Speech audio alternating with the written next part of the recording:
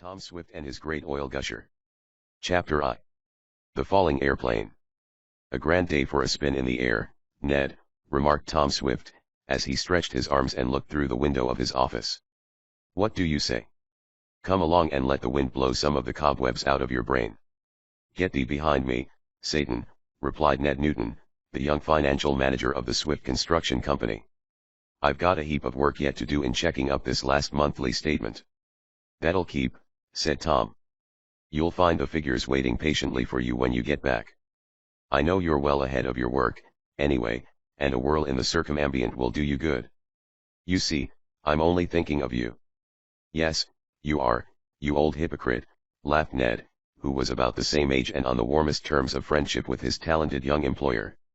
I've known for the last half hour that you weren't paying any attention to what I've been saying and that your fingers were itching to get hold of the control lever of the hummingbird. Well, I suppose you've got to get it out of your system, and it might as well be now as later. You go and tune up the old bus, and I'll be with you just as soon as I've given some directions to my stenographer.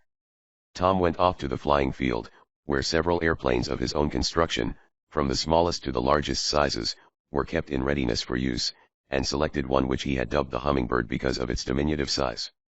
Ned had suggested the name, Aerial Mosquito, but Tom had rejected this as casting a stigma on his pet which had never stung him yet. It was an attractive little craft, and Tom patted it lovingly as he went over every strut of the plane to see that it was in perfect condition. Long experience in flying had taught him to take nothing for granted. But there was nothing, even to his critical eye, that was lacking, and the same was true of the engine, which purred smoothly as it broke into its rhythmical song. Listen to that! Tom cried enthusiastically to Ned, who by this time had rejoined him. Isn't she humming sweetly? Never misses a note. No grand opera prima donna has anything on her. She sure sounds good, agreed Ned, as he climbed into his seat and adjusted his straps. With one last look that took in everything, Tom followed him and started the plane. The takeoff was perfect. She ran along the ground for a little distance and then soared into the air like a bird. Tom let her climb, feeling out the air currents, until they were at a height of about 800 feet. Then he put her on a level keel and settled back in his seat to enjoy his ride to the full. At that moment he would not have exchanged places with anyone on earth. It was one of the perfect days that come in the late spring. There was scarcely a cloud in the sky. The sun was warm but not oppressive, and was tempered by a light and refreshing breeze. Below stretched a vast panorama of hill and valley and woodland, the trees and meadows luxuriant with their new coat of green. At the moment they were above Lake Carlopa, and they could see its waters gleaming like a mirror of crystal beneath the rays of the sun. Some scenery, exclaimed Tom jubilantly. You said it, agreed Ned. It reminds me of that iceberg where we found the treasure. It's so different. Where we found the treasure but nearly lost our lives, replied Tom, his face growing a little sober with the recollection. Phew, it makes me shiver just to think of it. We've been in some pretty tight places, Ned, but that was the closest squeak of all. I wouldn't care to repeat it, for a fact, said Ned. But I've no doubt that you'll be going into something just as dangerous before long. You're a glutton for danger. I'll bet you're just pining for some other adventure. Nothing in sight just now, disclaimed Tom, with a laugh. But I'm not saying that if anything beckoned I'd give it the glassy stare. There are lots of things we haven't tried yet. I'd like to know what they are, returned Ned skeptically. You've been near death as many times as I have fingers and toes. And yet you'll notice that I'm far from being a dead one yet, said Tom lightly. Or if I am dead, I'm a pretty lively corpse, he added. Don't worry about me, old man. The pitcher that goes to the well too often, you know, warned Ned. Yes, I know that old wheeze, laughed Tom. But I'm not a pitcher, and great Scott, what's that fellow up to? The exclamation was wrenched from him by the peculiar gyrations of an airplane about 2 miles distant. They had noted its presence some time previously, but as they were not far from an aviation field and it was a common thing to see planes flying about, they had not given it any special attention. Now, however, they noted that the plane was behaving much as a ship might which had lost its rudder. Its motions were confused and erratic. It would plunge downward nose first and then right itself abruptly and sail about in circles. There seemed to be no coherent plan on the part of the aviator, and indeed it acted as it might if the aviator were missing. Some fool aviator trying to do stunts, was Ned's comment, after he had watched it for a moment. Those fellows make me tired. There are risks enough in flying without going out of the way to find them. No, I don't think it's that, said Tom anxiously. It looks to me as if the pilot were in some sort of trouble. Lost control, sick, or something. I'm going over to see. He turned the nose of his craft directly toward the strange plane and made for it at full speed. The queer contortions of the plane still persisted, and Ned was by this time convinced that Tom was right. A thrill of horror went through them as the conviction grew upon them that they might be about to witness a tragedy. If the plane should dash to the ground from such a height, there was not one chance in 1,000 that the luckless pilot would survive. They could see by this time that there was only one man in the plane, which was a much larger craft than their own. They could see him working desperately to get his craft under control. Where the trouble lay, whether with the plane or the engine, they had no means of telling. But that the man was in deadly danger and knew it, there was no longer any room for doubt. They had come within half a mile of the strange airship when the disaster they had been dreading happened. The plane suddenly turned its nose to the earth until it pointed directly downward. Then it fell like a plummet, down, down, into the midst of a forest, where it landed with a terrific crash and was lost to sight. A cry of horror burst from Tom and Ned. "Quick, Tom," cried the latter. "Can't you make a landing somewhere?" "That's what I'm looking for," replied Tom, as his eyes swept the surrounding country in search of some open spot. But he looked in vain. The woods extended for several miles in every direction. Here and there were small open places, but as Tom circled about, flying as low as he could without striking the tops of the trees, he saw that none of them was large enough to permit the landing of the plane. "There's but one thing to do," he said in a tense tone, when this conviction had become certainty. "We've got to mark the location of this place so that we can find it when we come to it again. I'll leave you to fix that in your mind.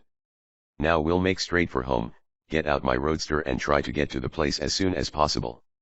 The chances are that the poor fellow is dead, but we'll do all we can. You get busy on the radio, so that the car will be all ready for us to jump into the minute we get back to the works." Ned turned his attention to the radio set with which the plane was equipped and called up Garrett Jackson, the shop manager for the Swift Construction Company. He told of the accident and directed Jackson to have Tom's roadster ready and the engine going. Tom in the meantime had been making the Hummingbird travel at her fastest speed, and only a few minutes elapsed before they reached the yards. He made a perfect landing, and before the plane had fairly stopped he and Ned had leaped from it and were running toward the smart roadster, alongside of which Jackson was standing. "I put the first aid kit under the seat in case you should need it," said Jackson. "Good work, Jackson," commented the young inventor, as he jumped in and took the wheel.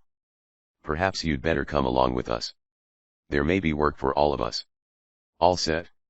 Let's go." He threw in the clutch and the speedy machine started and was soon racing along at a record-breaking speed in the direction of the woods. Although they were fairly flying, it seemed to Tom and Ned in their anxiety that they were crawling. "Give her the gas, Tom," urged Ned. "She's making 60 now," replied Tom, with a glance at the speedometer. "Got the exact location, Ned?" "Pretty nearly," replied Ned. "Turn to the right at the first road after we pass the church at the Forks. That'll bring us to the Thaxton woods in which the plane fell. There's an old woods road that runs through the center of the forest, and if we keep our eyes open on either side we'll probably find it." Soon they had passed the church and turned into the road that Ned had indicated. At that point the going was good, but as they advanced it gradually grew more rutted and rocky. Tom kept up a high speed, however, though they had to hold on and the car bounded up and down in a manner that threatened wreck if the pace were maintained. But a human life was in the balance, and if that could be saved nothing else mattered. At last, deep in the woods, Tom slackened speed, for the road had petered out. But he could see that where it ceased to be a road it had become a trail that wound its uneven way among the trees. It was barely wide enough for the car to pass along, and here and there in the road were fragments of stumps that made traveling precarious. "Gee, Tom, you'll have to go slow here," declared Ned. "We don't want to break our necks," added Jackson. "We'll do the best we can," answered the young inventor. "But if either of you wants to get out and walk—" "Nothing doing, Tom," cried his financial manager quickly. "If you stick, so do I." "Same here," added the shop foreman. On and on they rushed. Once they hit a big rock and for the moment it looked as if the machine would surely go over. Ned and Jackson held their breath. Maybe one or the other thought the next minute would be his last. But Tom was a skilled driver, and with almost miraculous deftness he piloted the car at as fast a rate as he dared. He could not take his eyes from the road, but Ned scanned the woods on one side and Jackson on the other for any sign of the hapless airman. They had gone perhaps half a mile when a shout came from the lips of Jackson. "The woods are afire," he cried, as he pointed ahead of them. They looked in the direction indicated and saw a column of flames mounting above the treetops. Chapter 2. Almost a tragedy. Tom Swift and the two with him stared for a moment in consternation. "It isn't the woods on fire," cried Tom. "They're too green for that, and besides we had a drenching storm 2 days ago. It's the plane that's blazing. And that poor fellow perhaps is being burned to death," cried Ned. "Hurry, Tom, hurry." There was no need for urging. Tom threw caution to the winds and tore along at a reckless pace in the direction of the flames. As he turned a bend in the trail, an exclamation escaped him. Right in the road was a small tree which had been blown down. It lay directly in front of him, completely blocking the road. He had scarcely time to stop before colliding with it. Then with one accord all leaped from the car and tugged desperately at the tree to try to move it to one side far enough to permit the car to pass. Although they put forth almost superhuman efforts, they soon found that their strength was unequal to the task. Tom was the first to realize it. "No use, fellows," he panted. "We'll have to leave the car here and make the rest of the way on foot." They clambered over the tree and started running with all their might in the direction of the blazing plane. And while, with their hearts full of apprehension and their lungs strained almost to bursting, they are hastening to the rescue, it may be well for the benefit of those who have not read the preceding volumes of the series to tell who Tom Swift was and what had been his adventures up to the time this story opens. Tom, now about 21 years old, lived in the town of Shopton, a small inland city on the shores of Lake Carlopa. His father was Barton Swift, an inventor of note. Tom had grown up among wholesome surroundings and developed into a clear-cut, athletic young fellow, a general favorite among his associates. He was frank, courageous, and good-natured, never looking for trouble but never stepping aside when it turned up. Tom may have inherited the inventive genius of his father, or it may have been the force of example, but from his earliest years he displayed a marvelous aptitude in all things scientific and mechanical. A mere glance at any mechanical contrivance, from a watch to a steam engine, generally sufficed to give him a pretty clear idea of its working. But this was not enough. He saw not only its good qualities, but also its defects, and his active mind busied itself at once in trying to devise improvements. His success in this had been phenomenal. From his first venture into the realm of invention described in the opening volume of the series, entitled Tom Swift and His Motorcycle, his progress had been rapid. His ambition grew from what it fed upon, and the improvements that he added to the motorcycle were duplicated by those described in later volumes bearing on airships, submarines, rifles, cameras, searchlights, cannon, and a host of other things that became famous. His friends described him as a wizard. But Tom, who was as modest as he was ingenious, never thought of himself in that light. He was unspoiled by praise and kept on devoting himself to his chosen vocation. Like Alexander, he was always looking for new worlds to conquer. The work that he had done naturally brought with it large financial rewards. His activities resulted in the formation of the Swift Construction Company, which, starting on a small scale, had attained great proportions and formed the leading industry of the town of Shopton. In the development of the business Tom had been greatly aided by the financial ability of Ned Newton, his closest friend. Ned had been a clerk in one of the Shopton banks, but had left this position to become treasurer of the Swift concern. He was a genius in business management, and Tom was able with an easy mind to leave all financial details to Ned while he devoted himself to his inventions. It was an ideal combination. They were fortunate, too, in having at the head of the mechanical department Garrett Jackson, a thorough mechanic himself and skilled in handling the large body of workmen on the Swift payroll. Tom did not care overmuch for money, but of course he was glad that the business was prospering, especially as at the present time he was deeply interested in a charming young lady, Miss Mary Nestor. The attachment between them had grown rapidly of late and had been increased on Mary's part by a great service that Tom had recently done in rescuing her father from an iceberg, on which he had been marooned while in a search for health. What peril was involved in that rescue and how Tom's courage and ingenuity prevailed, are thrillingly told in the preceding volume of the series entitled, Tom Swift and His Flying Boat, or, The Castaways of the Giant Iceberg. Now to return to the three who were hastening in the direction of the burning plane. It must be confessed that they had little hope of being of use. The chances were great that the aviator had not survived the fall. Still, there was a chance, and that thought added wings to their feet as they tore through the forest. Tom was first on the scene, with Ned close at his heels and Jackson bringing up the rear. Resting on two trees was most of what remained of the doomed plane.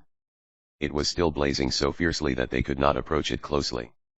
The motor had fallen through the trees to the ground, together with part of the wreckage of the plane. There was nothing to be seen of the aviator, and they scanned the ground fearfully. Their first thought was that he must be lying crushed under the heavy motor. That fate, tragic as it was, would be better than being burned to death.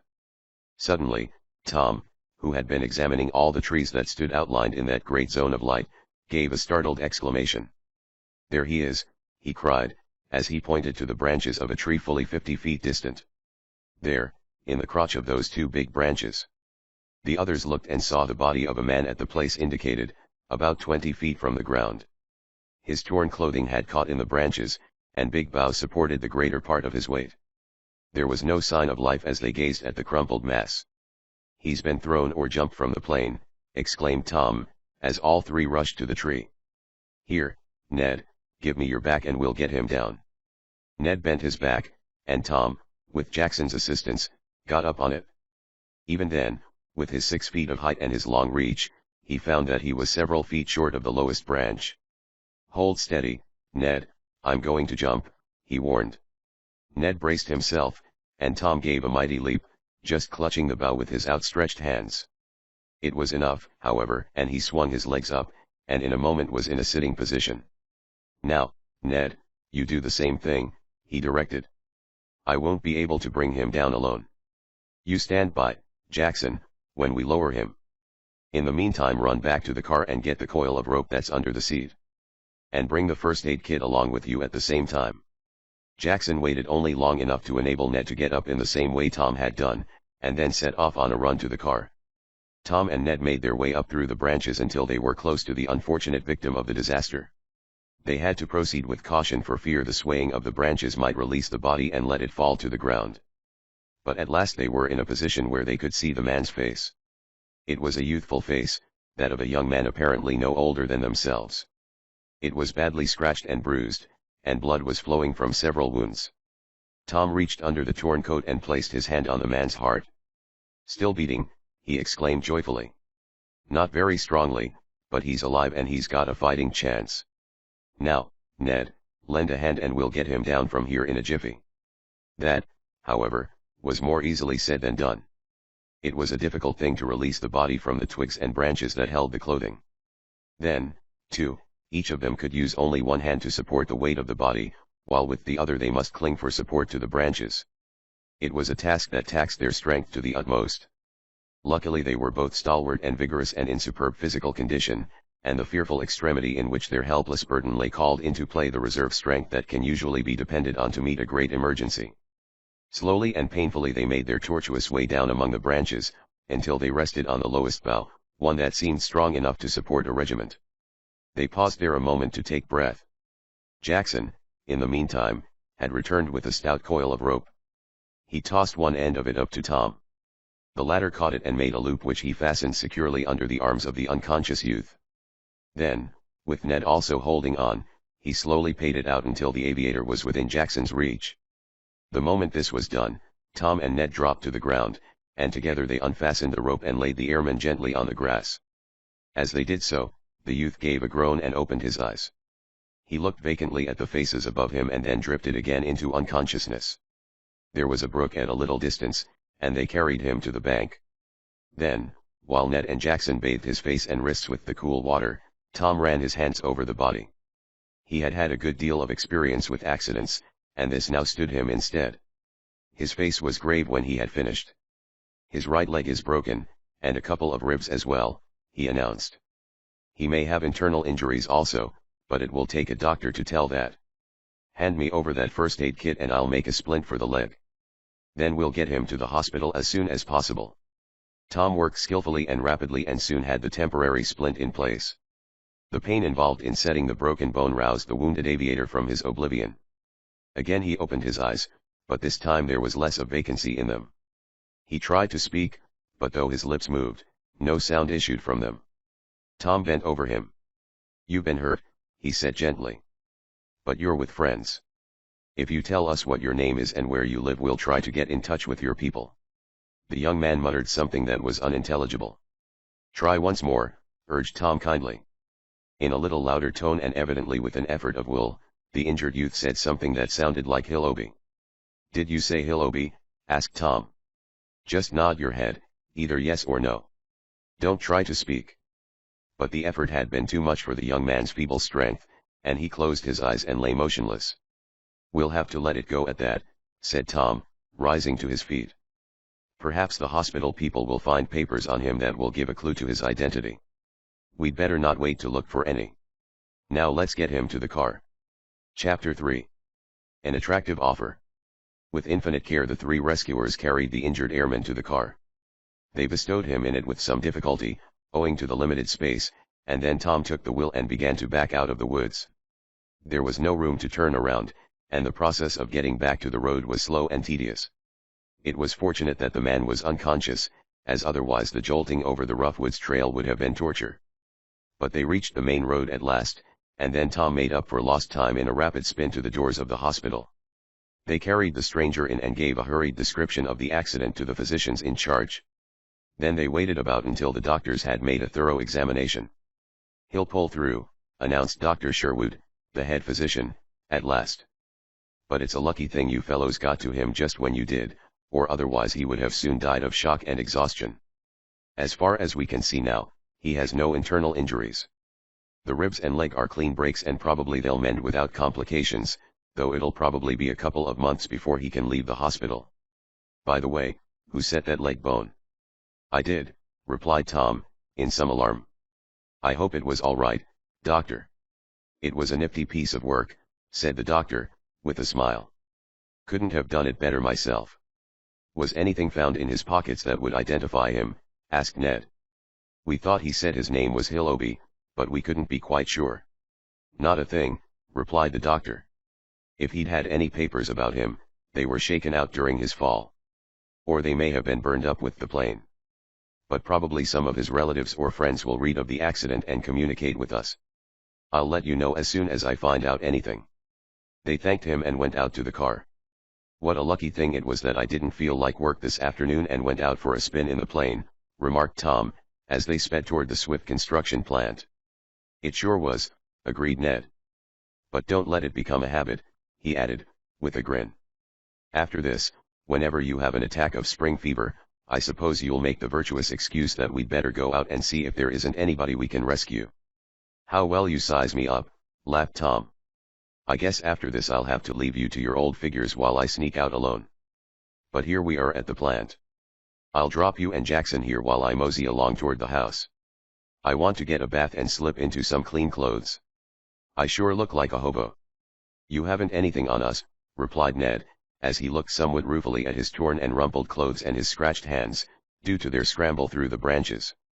"But after all," he added, "it's a cheap price to pay for having saved that poor fellow's life." Tom drove the roadster into its garage and then made his way over to his house. This was only a little distance away, as the plant had grown up around the old homestead. For that reason, it was not the most desirable location in the world, but it had associations connected with it that were precious and made Tom and his father reluctant to abandon it. In the summer they had a pleasant little cottage some distance away where they spent much of their time, but for the greater part of the year they lived in the old homestead.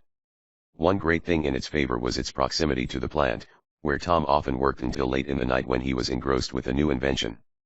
Tom's mother was dead and the household was presided over by Mrs. Baggart, a motherly, efficient woman, who handled all the help and kept the home in perfect shape. As Tom approached the gate, two figures came hurrying forward to greet him. One was a giant of a man, who had been brought home from the jungles by Tom on one of his expeditions abroad and who had become devotedly attached to him. His strength was enormous and had frequently stood Tom in good stead in moments of peril. His native name had been Koku, and this had been retained for want of a better. His English was imperfect, though he could understand anything that was said to him. Hobbling close behind him, and holding onto his arm so that the giant should not be the first to reach Tom, was an old Negro who had been in the household for years as a man of all work. His name, of which he was inordinately proud because of its mouth-filling qualities, was Eradicate Sampson, which was usually shortened by others to Rad. Tom was his idol, and the old man would have died for him. Rad had not been at all pleased at first when Koku was brought to the old homestead. He feared that the giant might supplant him in the affections of his young master. But gradually this feeling had worn away, and he and the good-natured giant had become close friends, although there was a constant rivalry between them as to who should serve Tom most and best. "Don't you be in such a hurry, yo slamdacious ol' hunk o' beef," panted Rad. "I saw him fust and it's my place to tell I'm. Moss Tom, they's meant to see you," bellowed Koku, getting the message out first. Rad glared at him and was about to emit some withering blast when he caught sight of Tom's scratched face and torn clothes. "Wha's matter, Moss Tom?" he ejaculated. "Been in fight or smash up?" "Me kill anyone hurt him," cried Koku. "I'm all right," laughed Tom, who was touched, however, by their evident concern. "Just a few scratches and nothing else." "Did you say there's somebody to see me?" "Teary men," said Koku. "Fo men," corrected Rad, with a glance of scorn. "Beats all how ignore amuses some folkses. Yasa," he went on, while Koku was temporarily squelched, "Moss Damon's dear wid free utter gemuman day been waitin' some time, sa." "All right," said Tom. "But I've got to slip upstairs and get into other clothes." "You go in, Rad, and tell them I'll be down in a few minutes." Rad shambled off with a triumphant look at Koku. "As for you, Koku," said Tom to the giant, who immediately brightened up, "you go down to the garage and wash the roadster. I've had a long ride in it this afternoon and it needs a good cleaning. You're the only one I'd trust to do it right." Koku straightened up proudly and strode off.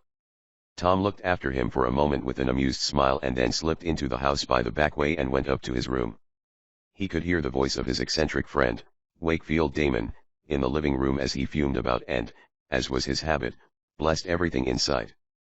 Mr. Damon was a man much older than Tom, but from the time he had let the lad have the motorcycle that had nearly crushed out the man's life and had started Tom on his inventive career, the two had been great friends. Mr. Damon was as adventurous as a boy, and had accompanied Tom on many wild trips to wilder parts of the earth. Tom washed and dressed hurriedly and then went downstairs. "Bless my timepiece, Tom," exclaimed Mr. Damon, as the young man entered. "Where on earth have you been?" "I've been phoning everywhere I could think of for the last hour." "Sorry," replied Tom, as he shook hands with his excitable friend and glanced at the three other men in the room who had risen from their chairs. "I was out for a ride in the airplane and was detained longer than I expected." "Bless my excuses," said Mr. Damon. "Tom, let me introduce these three gentlemen who have called with me to see you on a matter of business." Mr. Damon introduced to Tom in turn a Mr. Thompson, Mr. Bragdon, and Mr. Hankenshaw. The two former were tall, sharp-eyed men, whose every glance and movement indicated mental celerity and familiarity with business. They were immaculately dressed.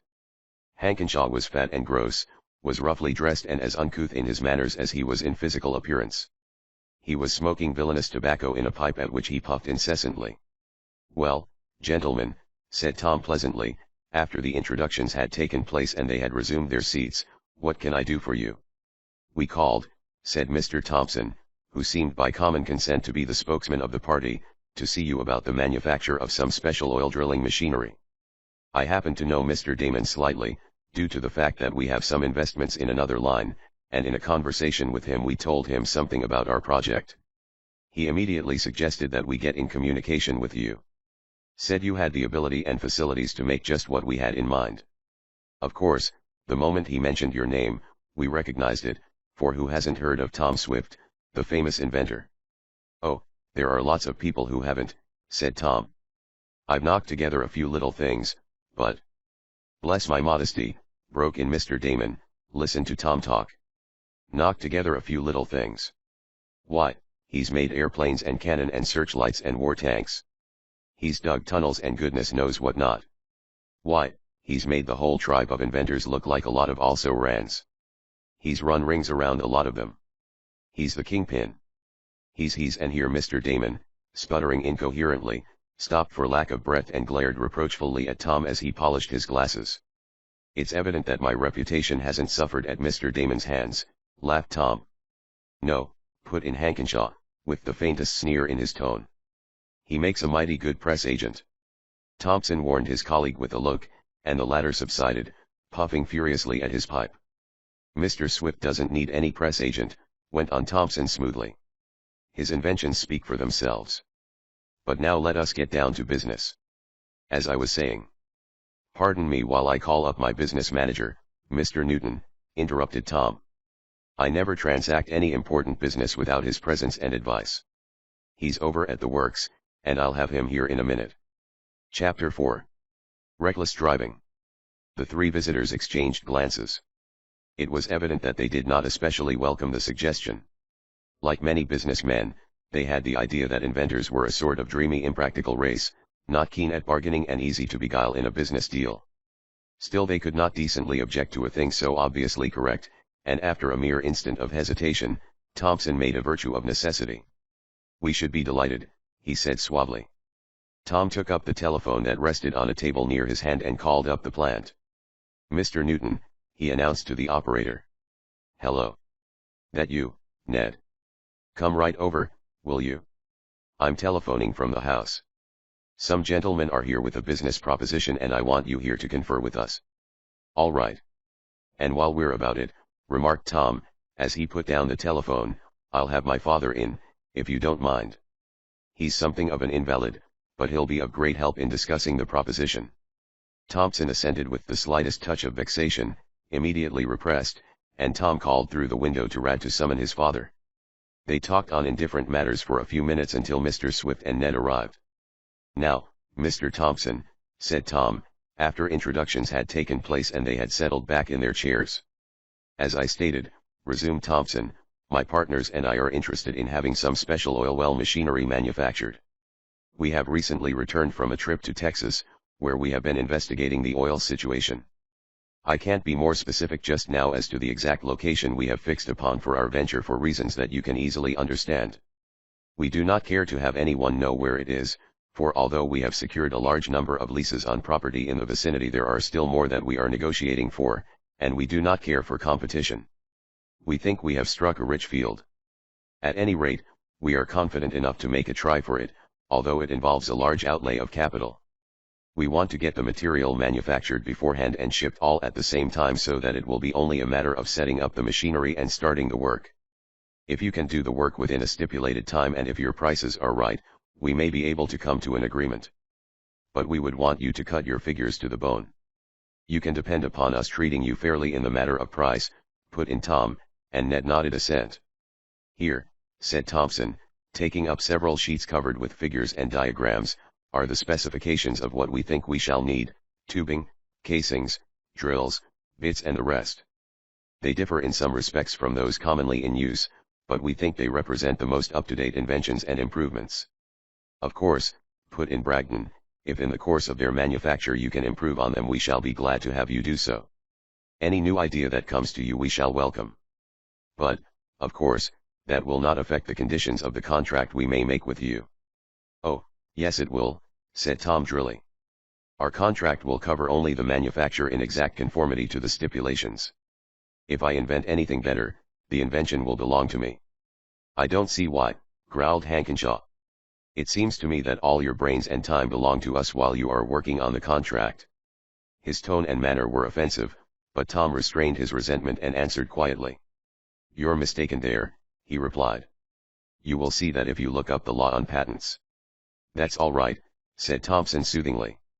"What we are especially interested in now is the time in which you can do this and the figure at which you can do it."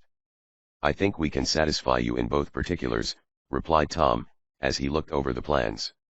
"We have the plant and the machinery for turning out all the implements you have down here. But, of course, in a thing of this kind we can't answer offhand. We'll have to figure out labor and material costs, overhead and other items before we can name a definite figure. Suppose you leave these papers with us, and by tomorrow night we'll be prepared to give you our terms. How will that do?" "That's satisfactory," replied Mr. Thompson, after a moment's conference with his colleagues. "Shall we see you here or at our hotel?" "Perhaps we'd better meet in the office of the plant," suggested Tom. "Then we can show you over the factory and let you get an idea of our facilities." "Good idea," assented Thompson, and, rising, he and his companions took their departure. "Bless my bank account," exclaimed Mr. Damon, after the visitors had gone. I think I've let you in for a good thing, Tom, my boy. It may be so, replied Tom reflectively, and I'm very much obliged to you. By the way, Mr. Damon, what do you know about these men? Are they straight? Are they financially reliable? Bless my responsibility, was the reply. As far as I know they're all right. Thompson is the only one I know, and that but slightly, but my impression is that he has slathers of money. They've got to have some money or they wouldn't be able to lease those oil lands they were telling us about. Of course, that doesn't mean such an outlay as it may seem on the surface, said Ned thoughtfully. They can lease all the farmland they want at $1 an acre.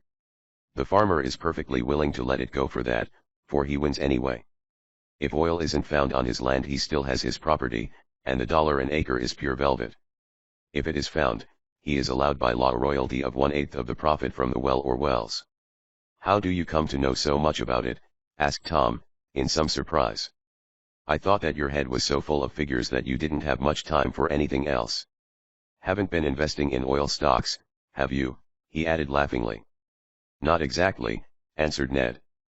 But you can't take up the papers nowadays without finding a lot about oil in them. There was a time when cotton was king. A little later steel was king. But today oil is king. Who's the richest man in the world today? An oil man. What's at the bottom of half the squabbles between nations nowadays? The fight for the possession of oil fields. England wants control of the oil fields in Persia and Mesopotamia. The Dutch are shutting out all foreigners from the Jambi fields. Soviet Russia expects to get enough money from her oil well concessions to run the government. So it goes all over the world. Oil is king. Look at the demand for it. See how automobiles are being manufactured by the millions. See how it has taken the place of coal for fuel in our own battleships and the great ocean liners.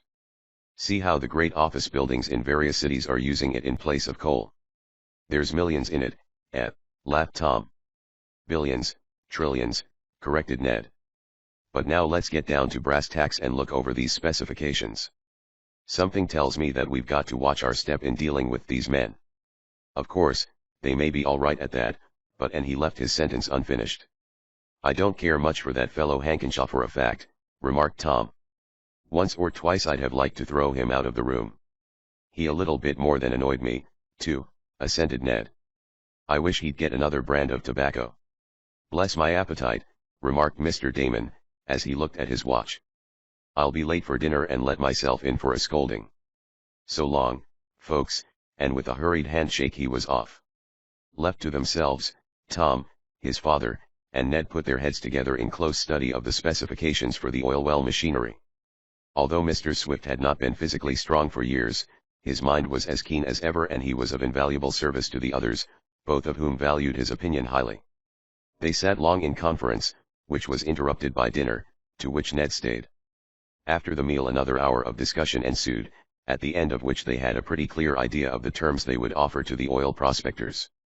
There were some details left for Ned to look up on the following day, including an investigation as to the financial standing of the oil men, but the main features of their offer were practically settled. Well, that's that, remarked Tom, as Ned rose to go. Wait a minute, Ned, and I'll get out the car and drop you at your house. I'm going up your way, anyhow.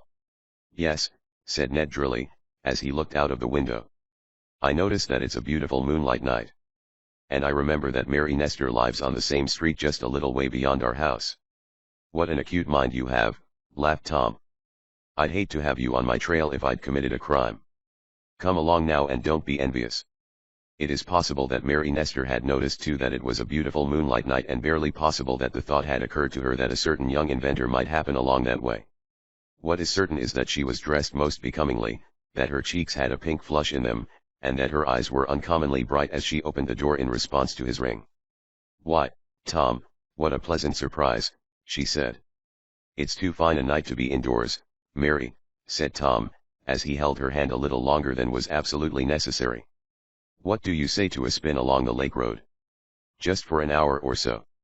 I'll be glad to, answered Mary. Come into the living room and see Father and Mother for a moment while I get my hat on. She ushered him into the room and then ran upstairs while Tom greeted her parents. He was a great favorite with them, and they welcomed him warmly. They chatted together for a few minutes until Mary came down.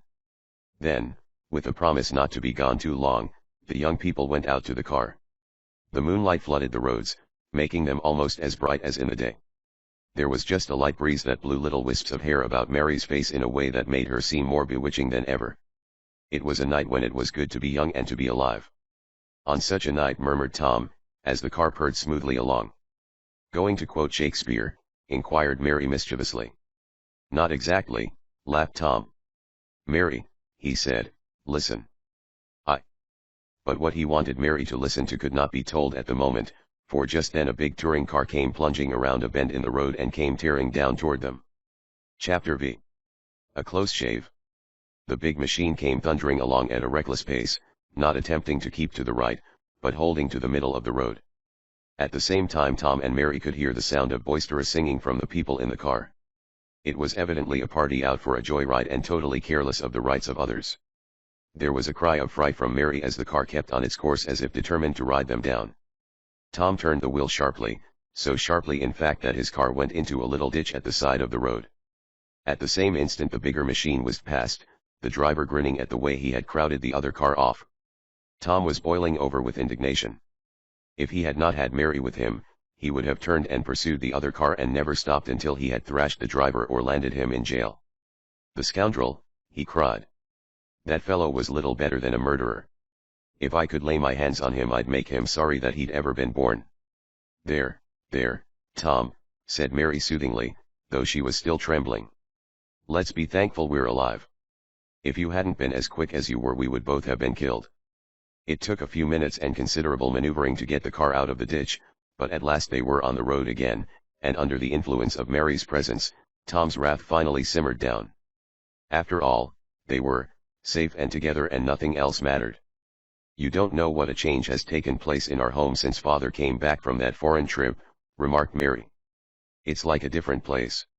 He is so much improved and more cheerful that it seems as if a ton's weight had been removed from our hearts. Mother goes about her work singing, and as for myself I'm happy beyond words. That cranky old doctor knew his business, though it was like drawing teeth to get him to examine your father, replied Tom. It was an inspiration to send him abroad. It might have been inspiration that sent him, but it took a young inventor named Tom Swift to bring him back, said Mary. I shudder yet to think of what might have happened if it hadn't been for your courage and daring. Oh, that was nothing, answered Tom. Anyone else could have done the same if they'd had my facilities. I just happened to own an airplane that could do anything one asked of it. And the old bus certainly did herself proud. The old bus, as you call it, wouldn't have done anything if it hadn't been for its pilot, asserted Mary.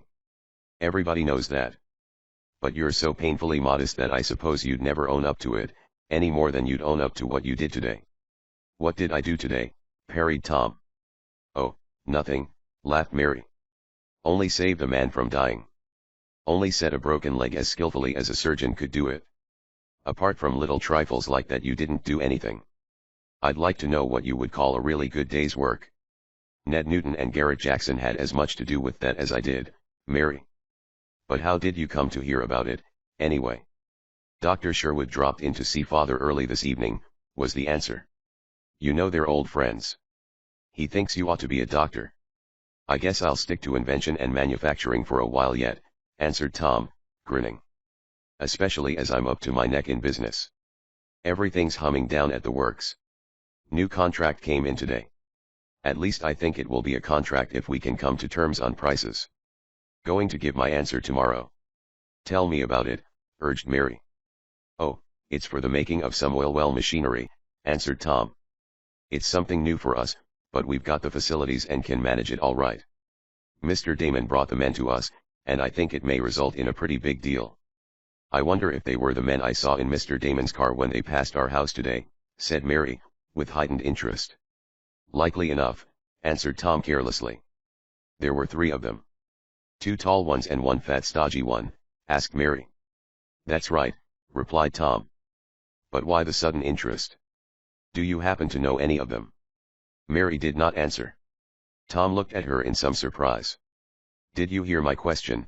He asked. I don't know any of them, answered Mary. There was something in her tone that piqued Tom's curiosity. Come, Mary, out with it, he urged. You're concealing something. Let me know what it is. I'm sorry I spoke, said Mary reluctantly. I was right when I said that I didn't know any of them. But one of them spoke to me in town today and tried to strike up an acquaintance. Of course, I froze him and got away from him as fast as I could. The hound, cried Tom furiously. Which one of them was it? I'll have his hide. It was the fat, coarse one, replied Mary. I don't know his name. Hankenshaw, cried Tom. The low brute. Just wait till I can lay my hands on him. Now, Tom, you must promise me not to do anything rash, pleaded Mary, laying her hand on his arm. There's been no real harm done, and I squelched him so hard that I guess he'll never annoy me again. It would only give me unpleasant publicity if you attempted to punish him. And then, too, I don't want anything to be done that may interfere with your business deal. What do you suppose I care for the business deal? Exclaimed Tom. If that were the only thing concerned, I'd go to him and thrash him within an inch of his life.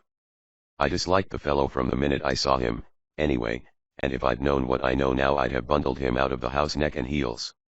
I wish I'd held my tongue, sighed the girl. But don't you see, Tom, that if you did anything now it would hurt me more than anyone else?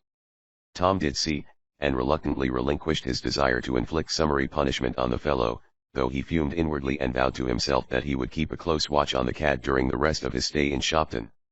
Suddenly a thought struck him. Do you know, he said, that speaking of that rascal has reminded me of something. When that roadhog nearly crashed into us just now, I thought there was something familiar in his face, but I couldn't just place him. Now I think I know. I'll bet it was Hankenshaw. I shouldn't wonder, replied Mary. I was so frightened that I couldn't be sure, but in the glimpse I got of that repulsive face there seemed to be something I had seen before. I believe you're right. He's just the type of man to do that sort of thing. Another thing added to his account, said Tom grimly. Something tells me that someday Mr. Hankenshaw and I will have a reckoning. And it won't be exactly a pleasant day for him either.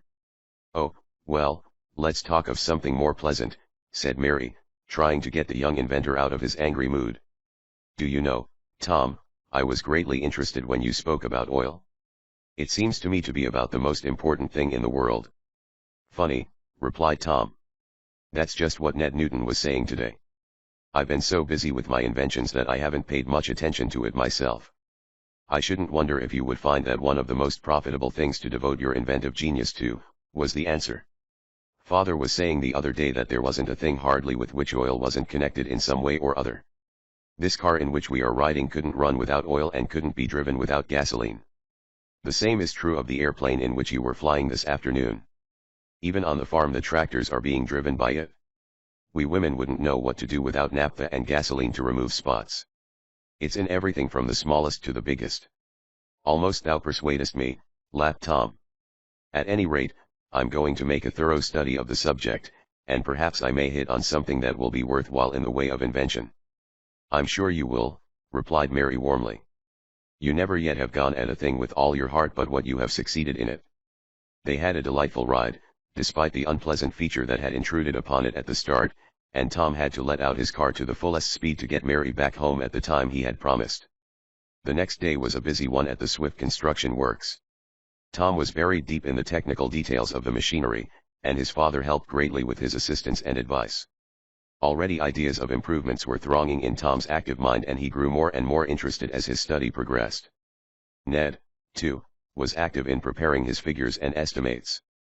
He had been busy with the Telegraph inquiring into the financial standing and responsibility of the oil men, and while these were not absolutely satisfactory, they were sufficiently good to warrant taking a reasonable chance, though they indicated the need of caution.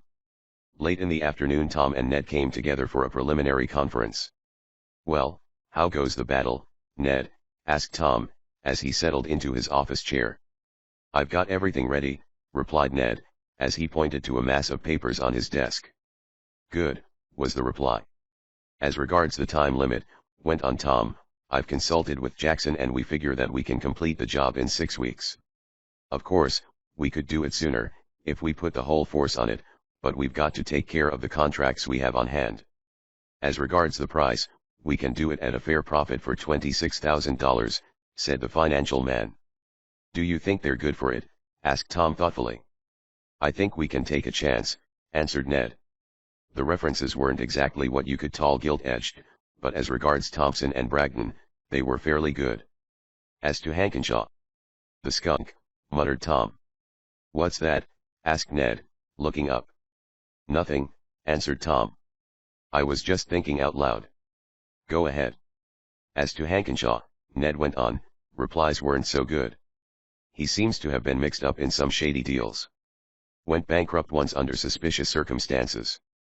But he seems to be a minor figure in the deal. Thompson seems to be the kingpin. To make things safer, however, we'll demand a substantial cash payment on the signing of the contract and other payments while the work is in progress. That will cover us as we go along, and we can't be stung to any extent. Take it all together, my advice is that we conclude the deal, if they agree to our stipulations. And I think they will, for they've doubtless figured the matter out and they'll know that our figures are right. Of course, they'll try to reduce them, but we'll stand pat. That is, of course, if you agree. I'll leave that all to you, Ned, replied Tom. Anything that you say goes. They can take it or leave it at our figures. Chapter 6. Suspicious Circumstances. Jemyon to see you, sah. With his very best bow, Rad ushered the three men into the office of the Swift Works that evening, where Tom, his father, and Ned were waiting to receive them. You see, Koku, Rad had said patronizingly, when he had been directed by Tom to be at the office in case he were needed for any errands, Moss Tom knows who to count on when he wants anything what takes diligence. Yo's alright when it comes to muscle, but when brains is needed yo's certainly not dar. Could break your back like that, glowered Koku, snapping his fingers. Show, agreed Rad hurriedly, retreating a little. So cut a girilla. But what brains has a girilla got? Huh. Nuffin at all. It's brains, Koku, brains what counts, I'm telling you. Tom, who had overheard the controversy, mollified the giant by directing him to watch over the visitor's car and see that no one got away with it, and peace was re-established for the time. The visitors offered to shake hands. Tom thus greeted Thompson and Bragdon, but when Hankenshaw also held out his hand Tom was very busy with some papers and did not seem to see it. Well, said Thompson, when cigars had been lighted, though Hankenshaw clung to his malodorous pipe, how about those figures? Let's know the worst. You'll remember what I said about cutting them to the bone. There wouldn't be much nourishment for us if we didn't leave some meat on them, remarked Tom, with a smile, but we've cut as close as we can and yet leave ourselves a reasonable profit. Mr. Newton has the figures. Go ahead, Ned. Ned handed to each of the three men a duplicate sheet of the proposed contract. Those are our figures, he said. As you see, we make the total sum $26,000. $26,000, exclaimed Thompson, with a well-simulated start of surprise, while Bragdon held up his hands as though calling on heaven to witness the outrageous price. That's the figure, said Ned firmly, and if you've done any calculating at all you must know, that they are reasonable. Looks as though you were trying to bleed us white, growled Hankenshaw. We don't bleed anybody, put in Tom coldly. Our reputation in the trade is too valuable for us to indulge in any such tactics. I should think that $20,000 would have been the extreme outside price, objected Thompson. We can't go below our figures, said Ned. Our first price is our best and our only price. That's the fixed policy of the company. What do you say to splitting the difference and making it $23,000, suggested Bragdon. Ned shook his head. $26,000 stands, he said. Of course, you're under no obligation to accept these terms if you think they're too high. But that's the best we can do. You gentlemen may wish to talk the matter over among yourselves, suggested Tom. If so, you can step into the adjoining office where you'll have privacy. The visitors filed off into the other room where an animated conversation ensued. Thompson and Bragdon kept their voices lowered, but every now and then Hankenshaw could be heard growling and objurgating, while his partners tried to quiet him. In a little while they returned and resumed their seats. We still think the figures are too high, Thompson announced, but in view of your unyielding attitude and the fact that we are in a hurry to get to work, we have decided reluctantly to accept them. As to the time limit, 6 weeks perhaps will be all right, provided we can depend on the material being ready at that time. It'll be ready on the dot, Tom assured him. Of course, your figures include delivery at the station in Texas that we shall designate, Thompson went on. Not at all, replied Ned. If you will look at your contract again, you will see that it is clearly stated that those prices are FOB. Shopton. Scalping us like regular Indians, snarled Hankenshaw. Thompson silenced him with a look. A long debate ensued, which ended with Ned's carrying his point. Now there's one other point, said Thompson. How about this proviso that 5,000 of the amount shall be paid down on the signing of the contract? It doesn't seem to me that that is necessary or usual. It's usual enough in an affair of this size, replied Ned. It's only a matter of prudence or self-protection. You must realize, Mr. Thompson, that our acquaintance has been of very short duration and that we have never done business with you before. We have no doubt, of course, that everything is all right. There is nothing personal in this. It is just a matter of ordinary business precaution and procedure. This is a new line of work for us, and we shall have to incur a large initial expense for new tools that we have not hitherto required. Under the circumstances, therefore, we shall have to require that 5,000 be paid down on the signing of the contract, 5,000 more 2 weeks from now, 5,000 4 weeks from now, and the balance on completion of the work. If you were building a house, you would have to make some arrangement of the kind. We are asking nothing more of you than we do of others who are doing business with us for the first time. I should think that Mr. Damon's recommendation would have been sufficient, grumbled Hankenshaw. Mr. Damon's acquaintance was limited to Mr. Thompson, and I gathered was not very intimate, replied Ned. I guess we'll have to leave him out of this. Hankenshaw was for continuing the argument, but the more astute Thompson, who saw that extended controversy on this point was liable to convey the impression that their financial responsibility was not what it should be, yielded the point. You certainly are a hard-boiled lot, he said, with an attempt at jocularity. But I guess you have us where you want us and that we'll have to sign on the dotted line. That is, he added, looking at his companions, if my partners agree. They nodded, Bragdon reluctantly and Hankenshaw scowlingly. Tom and his father affixed their signatures, which were followed by those of the three visitors. Well, now that that's settled, remarked Thompson, as he rose from his chair, I guess we'll have to be getting along. Mr. Bragdon and I have to get the night train. Mr. Hankenshaw will stay here for a while to take care of our interests and keep an eye on the work. Just a moment, put in Ned. That matter of the initial check for 5,000. Oh, yes, said Thompson. How careless of me to overlook that. If you'll hand me that pen, I'll fix it up. He took out a checkbook and wrote a check for $5,000. There you are, he said, handing it to Ned with a flourish. Ned scanned it closely. The amount is all right, he said, after an instant, but the date is wrong.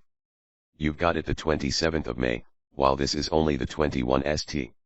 Sure enough, replied Thompson, with an air of vexation, as he looked at it.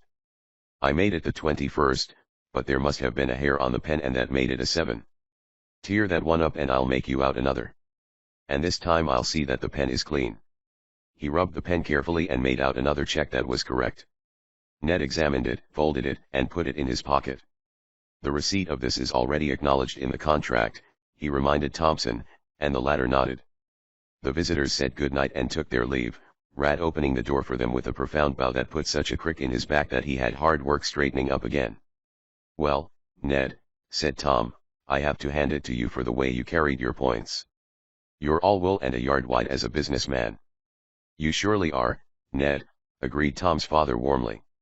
You and Tom make a good team, he for the inventive and you for the financial end of the business. But now, as I'm pretty tired, I guess I'll go over to the house and take Rat along. All right, Dad, said Tom. I'll be over before long. Hope you'll get a good night's sleep. I shall if that tooth will let me, and Mr. Swift smiled faintly. He had been having a great deal of trouble with his teeth. Better see a dentist in the morning and have it out if it doesn't behave. I guess that is what I'll have to do, Tom. Tom, the next thing for you to invent will be a painless tooth-pulling machine, remarked Ned. Sounds fine, returned Mr. Swift, with a smile, and then passed out. Left alone, the young men looked at each other. On the level now, Ned, what do you think of those birds? Asked Tom. I should call them eels instead of birds, replied Ned. They strike me as being just about as slippery as they come. It was all right, of course, trying to get better terms. That was just what any businessman would do. But that matter of the check looked fishy to me. In the first place, he didn't forget about it as he pretended to do. Men don't forget a thing like that. What do you suppose his idea was? Asked Tom. Just to get out of reach before we thought of it. Then perhaps he thought that we'd go on with the work anyway so as to lose no time, since we've got to get it through in 6 weeks. We'd have to correspond with him about it, and he could palter and delay until we'd got so far along with the work that we'd go on with it anyway. And then when I nailed him down to it, did you see how he post-dated the check? Hair on the pen. Tell that to the Marines. The idea was to make the check no good until nearly a week had passed. That would keep their money in the bank a week longer, or if they haven't got the money now to meet it, they'd have a week to get the funds together to meet it when presented. They may be operating on a shoestring, anyway. Then, too, the check is on a San Francisco bank.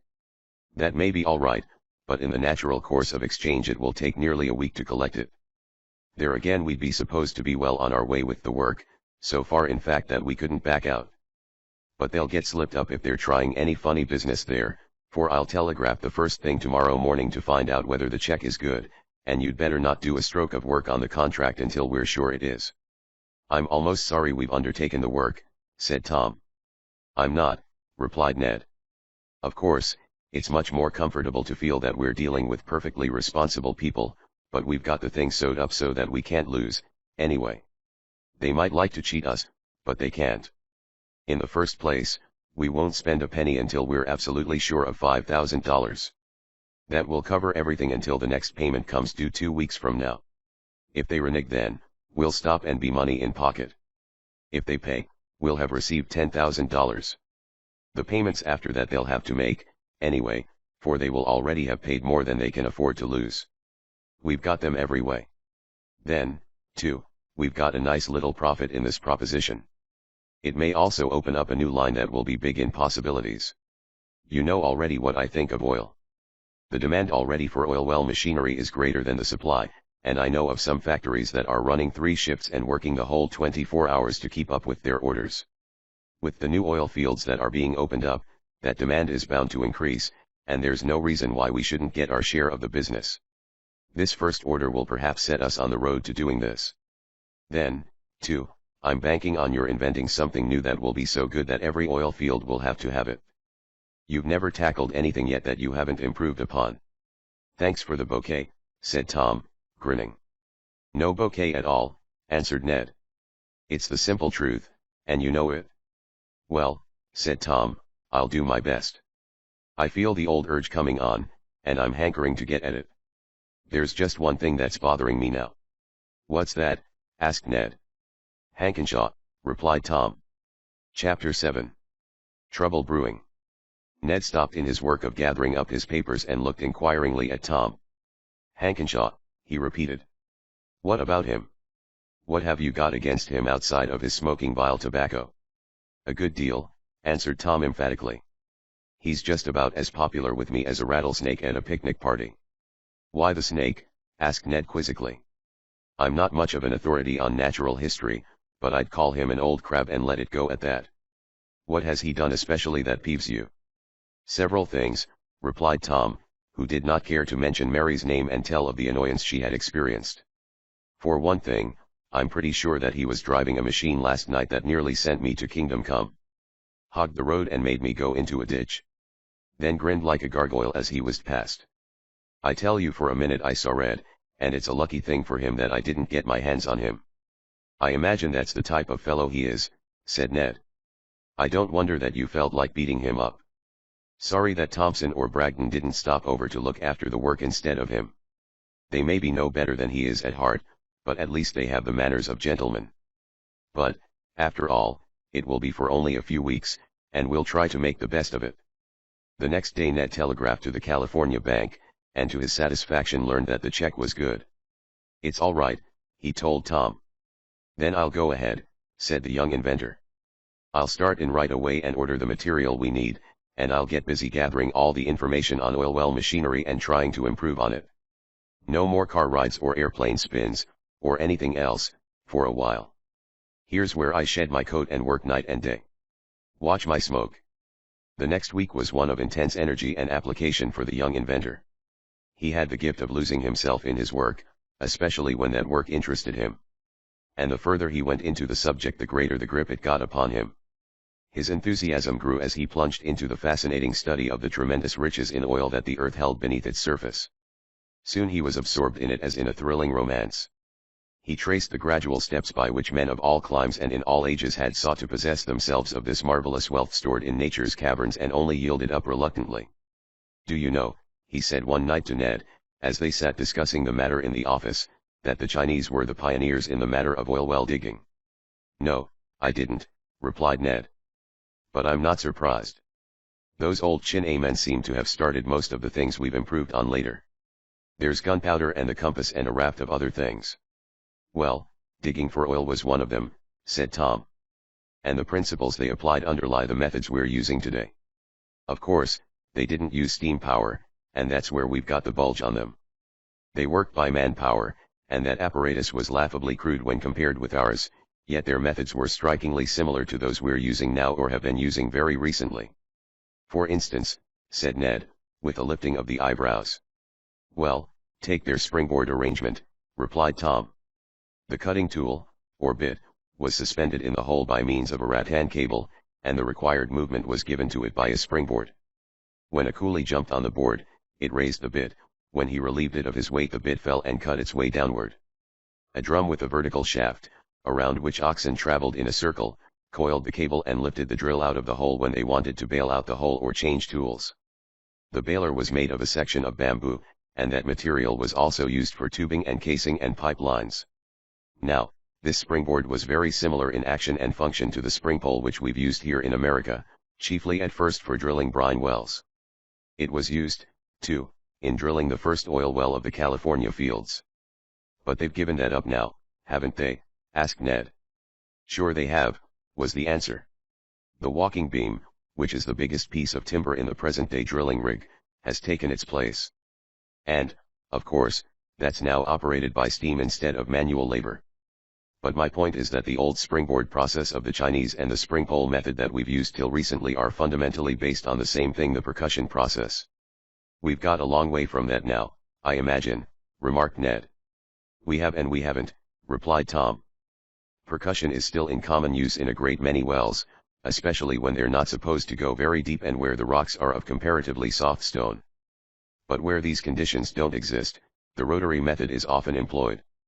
In that case 2 strings of pipe are used, one to wall up the hole, while the other with the drill attached is rotated inside of it. An important thing in connection with this method is that a circulation of thick mud pumped through the drill stem will support the walls of the hole until the well is completed, provided it isn't too deep. It's being used a lot now in the Texas fields, and I'm looking into it thoroughly. I tell you, old boy, it's a fascinating study." "That's the way I like to hear you talk," said Ned, with a smile. "Once you get interested in a thing, you'll never stop until you improve on it. I'll bet a year's salary that before a month's over, you'll have invented something that will set the country talking." "Don't risk your money so recklessly," laughed Tom. "I'm not rash," replied Ned. "As a matter of fact, such a wager wouldn't be sportsmanlike, for I'd be betting on a sure thing." Although Tom's time had been taken up so fully day and night with the contract he had on hand and the new invention he was evolving, he had not forgotten or neglected the unfortunate airman whom he and his friends had saved from death. Several times each week he called up the hospital by telephone to learn how the patient was progressing. And he had requested Mrs. Baggart, the housekeeper of the Swift home, to send fruit, jellies, and other delicacies to the sufferer, a task which that warm-hearted woman undertook gladly. "Come along, Ned," said Tom one afternoon. "Let's jump into the roadster and go up to the hospital. I want to see for myself how the poor fellow is getting along. Those phone calls are usually answered by the secretary, and she's rather hazy in her reports. I want to have a talk with Dr. Sherwood himself. Nothing like going right to headquarters." Ned looked rather dubiously at a pile of papers on his desk.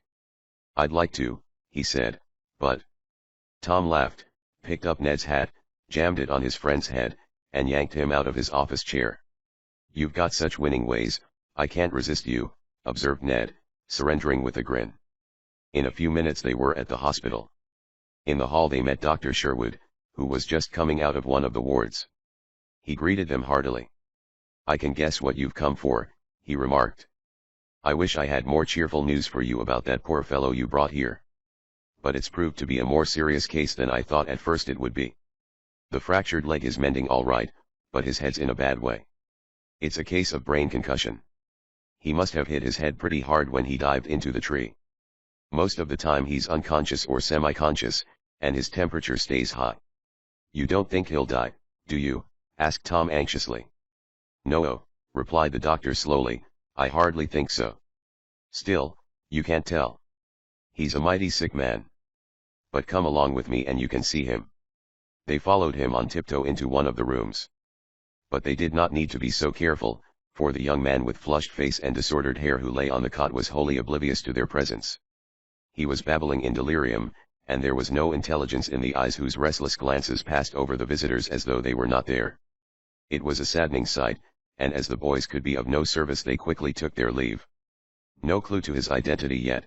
Asked Tom of the doctor, who had accompanied them out on the steps of the hospital. No, was the reply. Lots of people have looked at him without recognizing him. We've had many letters from all parts of the country from people who had read of the accident and thought the young fellow might be a missing son or some other relative. But he doesn't answer to any of the descriptions given. And he himself hasn't been in a condition to tell us who he is. That young fellow certainly got a rough deal, remarked Ned, as he and Tom walked away. Think of his suffering like that and being all alone, I mean as far as his folks are concerned. Yes, Ned, and think of his folks, if he has any. How they must be worrying about him. Queer he didn't have some sort of tag on his clothing. Most aviators wear them. So they do. But fellows get careless. I suppose he forgot all about it. The next week was a busy one for Tom. During the evenings he was engrossed in the study of everything he could find that bore in the most remote degree on the subject of oil and oil wells. He had already a very extensive scientific and mechanical library, but in addition he wrote and wired to learned societies and government bureaus for their latest bulletins and reports. These were soon coming into him by every mail, and he devoured them with an insatiable appetite. Anyone looking over from the house could see the light burning in his office till long after midnight. And every night when Tom at last put out the light and stepped outside, he saw either a very slight or a very massive figure waiting to accompany him over the short distance that lay between the office and the house. One night it would be Rad and the next night Koku. Those two had had many wrangles on the subject of who should guard their idolized master, and had finally compromised on taking turns. Tom at first had laughed and then scolded, but to no purpose. You never can tell, Moss Tom, Rad had said, shaking his woolly head, when Tom remonstrated with him, and somebody might come nosin' and spifflicate and ruin here and you's busy wid yo wook, and if they does, days go into fin rodicate Samson right on de job. Nussa, Moss Tom, dey ain't no use argifyin'. Ah stays here while you stays here. Coco was less voluble, but no less devoted. Me sleep when you sleep, he said simply. Faced with such loyalty, Tom could do nothing but surrender.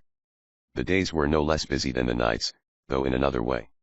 Tom spent hours with Garrett Jackson, the manager of the mechanical department of the works. He was a first-class mechanic, clear-headed and forward-looking, and had been with the Swift Construction Company for years. Tom had not only the greatest respect for his ability, but also implicit confidence in his discretion. Again and again it had been necessary for Tom to entrust him with secrets of his inventions while he was having special machinery made, and he had never betrayed his trust. Repeatedly Tom thanked his stars that he had two such faithful co-workers as Ned Newton in the financial end and Garrett Jackson in the mechanical part of his business. As a result of his conferences with Jackson, it was not long before a high fence began to be constructed in a rather remote section of the plant. Many curious glances were cast at it as it went up, enclosing an area of about 100 feet square. What it was intended for only a few knew, and the cold stare of Jackson when anyone hinted at a question soon discouraged the inquisitive. It was just verging on dusk one night, when Tom, coming back from the post office, passed the one large confectionery store which the town of Shopton possessed. He glanced carelessly through the window and saw that the store contained two customers, a man and a girl. The latter, who was a trifle out of the direct line of Tom's vision, was edging away from the man, who seemed to be annoying her. The man followed and laid his hand on her arm. The girl threw it off and faced him indignantly. As she did so, Tom saw that it was Mary. In a flash he was in the store. Chapter 8. Through the window. Tom, having so suddenly burst into the store, grabbed the man by the collar and whirled him about so that the two were face to face. It was Hankenshaw. "What do you mean by that?" sputtered Hankenshaw, as he tried to wrench himself loose from the stranglehold that Tom had on him, his face fairly apoplectic with rage. "It's up to me to ask you what you mean by daring to bother this young lady," responded Tom, in a low tense voice while his eyes glinted like steel. "He was annoying you, wasn't he, Mary?" "Yes, he was," replied Mary excitedly. "And, oh, Tom, I'm so glad you came. But please, Tom," she added more calmly, "don't make a scene. Let's get out of here as soon as possible." Tom relinquished his hold on Hankenshaw's collar. "You're right, Mary," he agreed. "His case can wait till another time. But it's only your being here that saves him from getting the thrashing of his life." "Huh?" snorted Hankenshaw, who, while not quite as tall as Tom, was much bulkier and heavier. "That's easy enough to say. Talk is cheap. What do you suppose I'd be doing while you were trying to mess me up?" "Nothing much," retorted Tom drily. "That will be enough from you, Hankenshaw. Give me your parcels, Mary, and I'll see you home." "The nerve of you to lay your hands on me," snarled Hankenshaw, who was getting angrier and angrier. "I've a good mind to have you arrested for assault and battery." "Try it," recommended Tom. "It would be a good chance to show you up for what you are. Come along, Mary." "Gallant knight with his fair lady," sneered Hankenshaw. "What's that?" exclaimed Tom, taking a step toward him. Before the blaze in the young inventor's eyes, Hankenshaw stepped back hastily. As he did so, his foot struck a box on the floor and he fell backward and went through the confectioner's window. There was a crash of splintering glass, and the next instant Hankenshaw was on the sidewalk, surrounded by a litter of glass and a score or more of candy boxes that had been flung out with him. "Oh, I do hope he isn't hurt," cried Mary, in a fright. "I guess not," replied Tom, as they hurried outside.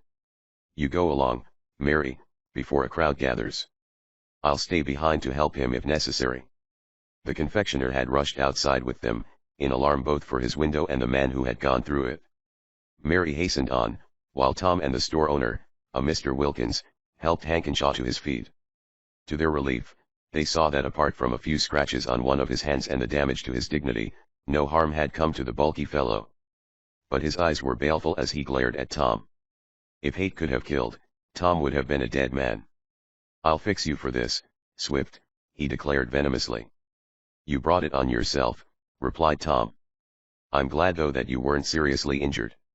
You'd better get back to your hotel before a crowd gathers. It wouldn't be pleasant for you to explain just how you happened to go through the window. Don't worry about the glass, Wilkins," he continued, turning to the confectioner. "If he doesn't pay for it, I will. And mind, Wilkins, not a word as to the young lady who was in the store at the time this happened." "You can count on me, Mr. Swift," replied the storekeeper, reassured by what Tom had said about the broken window. "Nobody'll get anything out of me." It was lucky that the accident had occurred at a time when most of the people of the town were at supper and the streets were almost deserted. Some had gathered, however, attracted by the crash, and more were coming, and to avoid questioning Tom went off quickly toward his home. Hankenshaw after a moment of hesitation started off for his hotel, not caring to have others see him in his awkward and humiliating position. The first thing Tom did on reaching the house was to take up the telephone and call up Mary. There was a tremor in her musical voice as she answered. "Oh, Tom," she said, "I'm so glad to hear from you. I've been worried to death ever since I left you. Was the man badly hurt?" "Only a few trifling scratches," replied Tom. "The fellow got off better than he deserved. The last I saw of him he was hot-footing it for his hotel. What he'd like to do to me is a sin and a shame."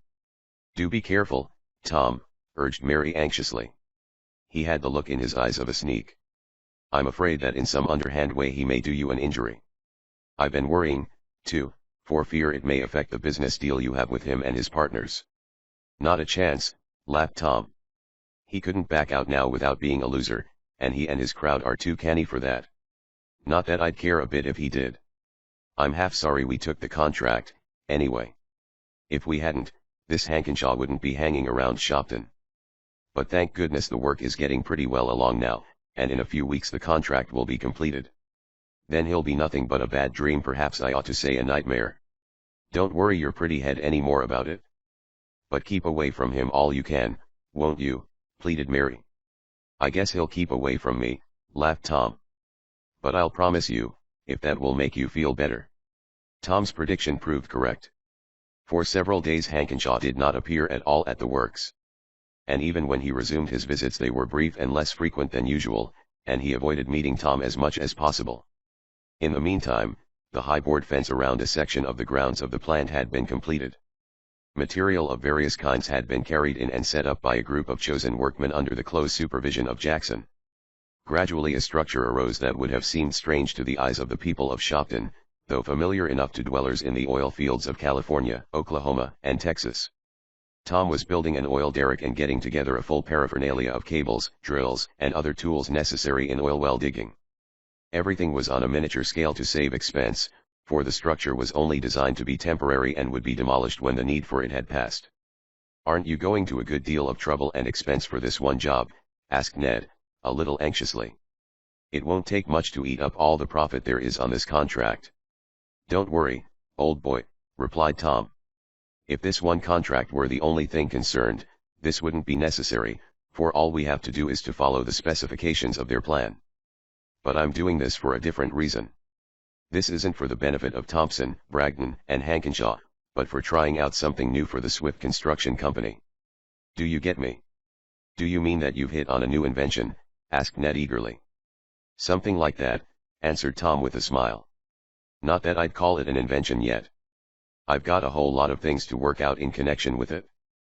But the idea I've struck seems feasible enough as far as I've gone. I'm getting rid of the technical difficulties one after the other, and the farther I go, the more convinced I am that I'm on the right track. But nobody knows better than you that there's a long step between theory and practice. The thing that seems perfect in the study may prove to be a flivver in the field. That's the reason why I'm rigging up this miniature oil well outfit. I want to put my idea to a practical test. Maybe it'll work. Maybe it won't. If it doesn't, I'll discard it and hunt up something better." "Go to it, Tom, and good luck to you," cried Ned enthusiastically. "I'd have bet my life you'd hit on something new."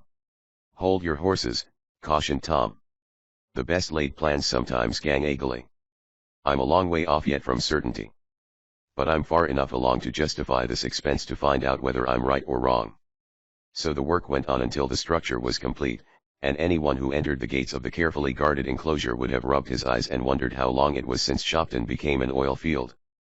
The most prominent object was the derrick, or rig, a framework tower wide at the bottom and tapering off at the top.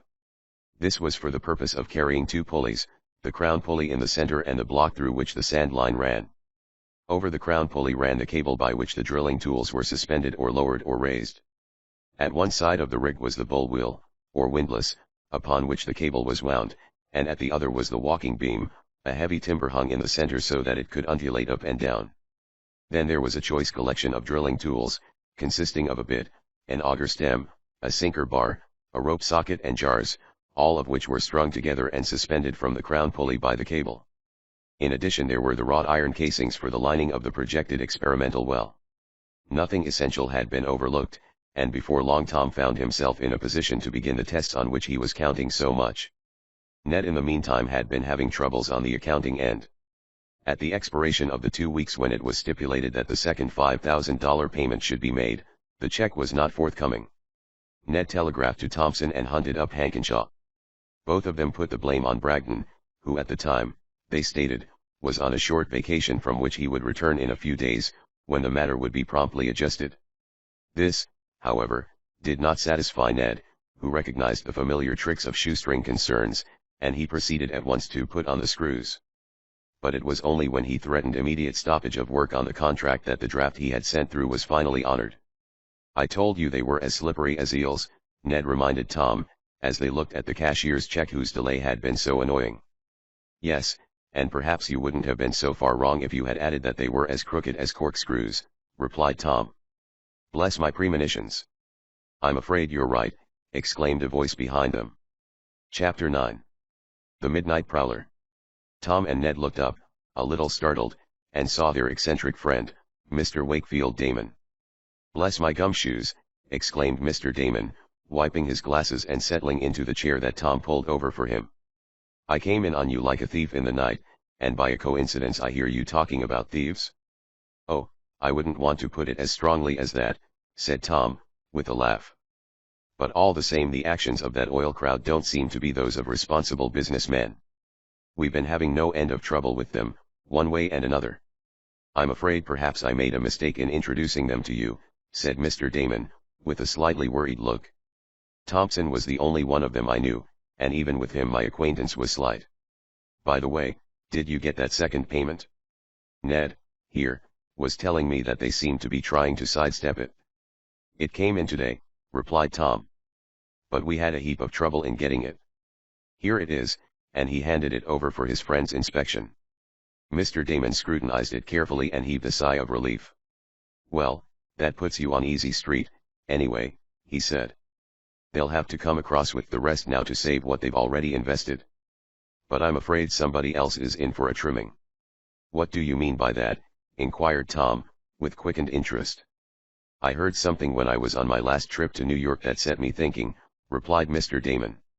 I dropped into one of the clubs as the guest of a friend of mine who is a member, and among the people to whom I was introduced was a large Texas oil producer.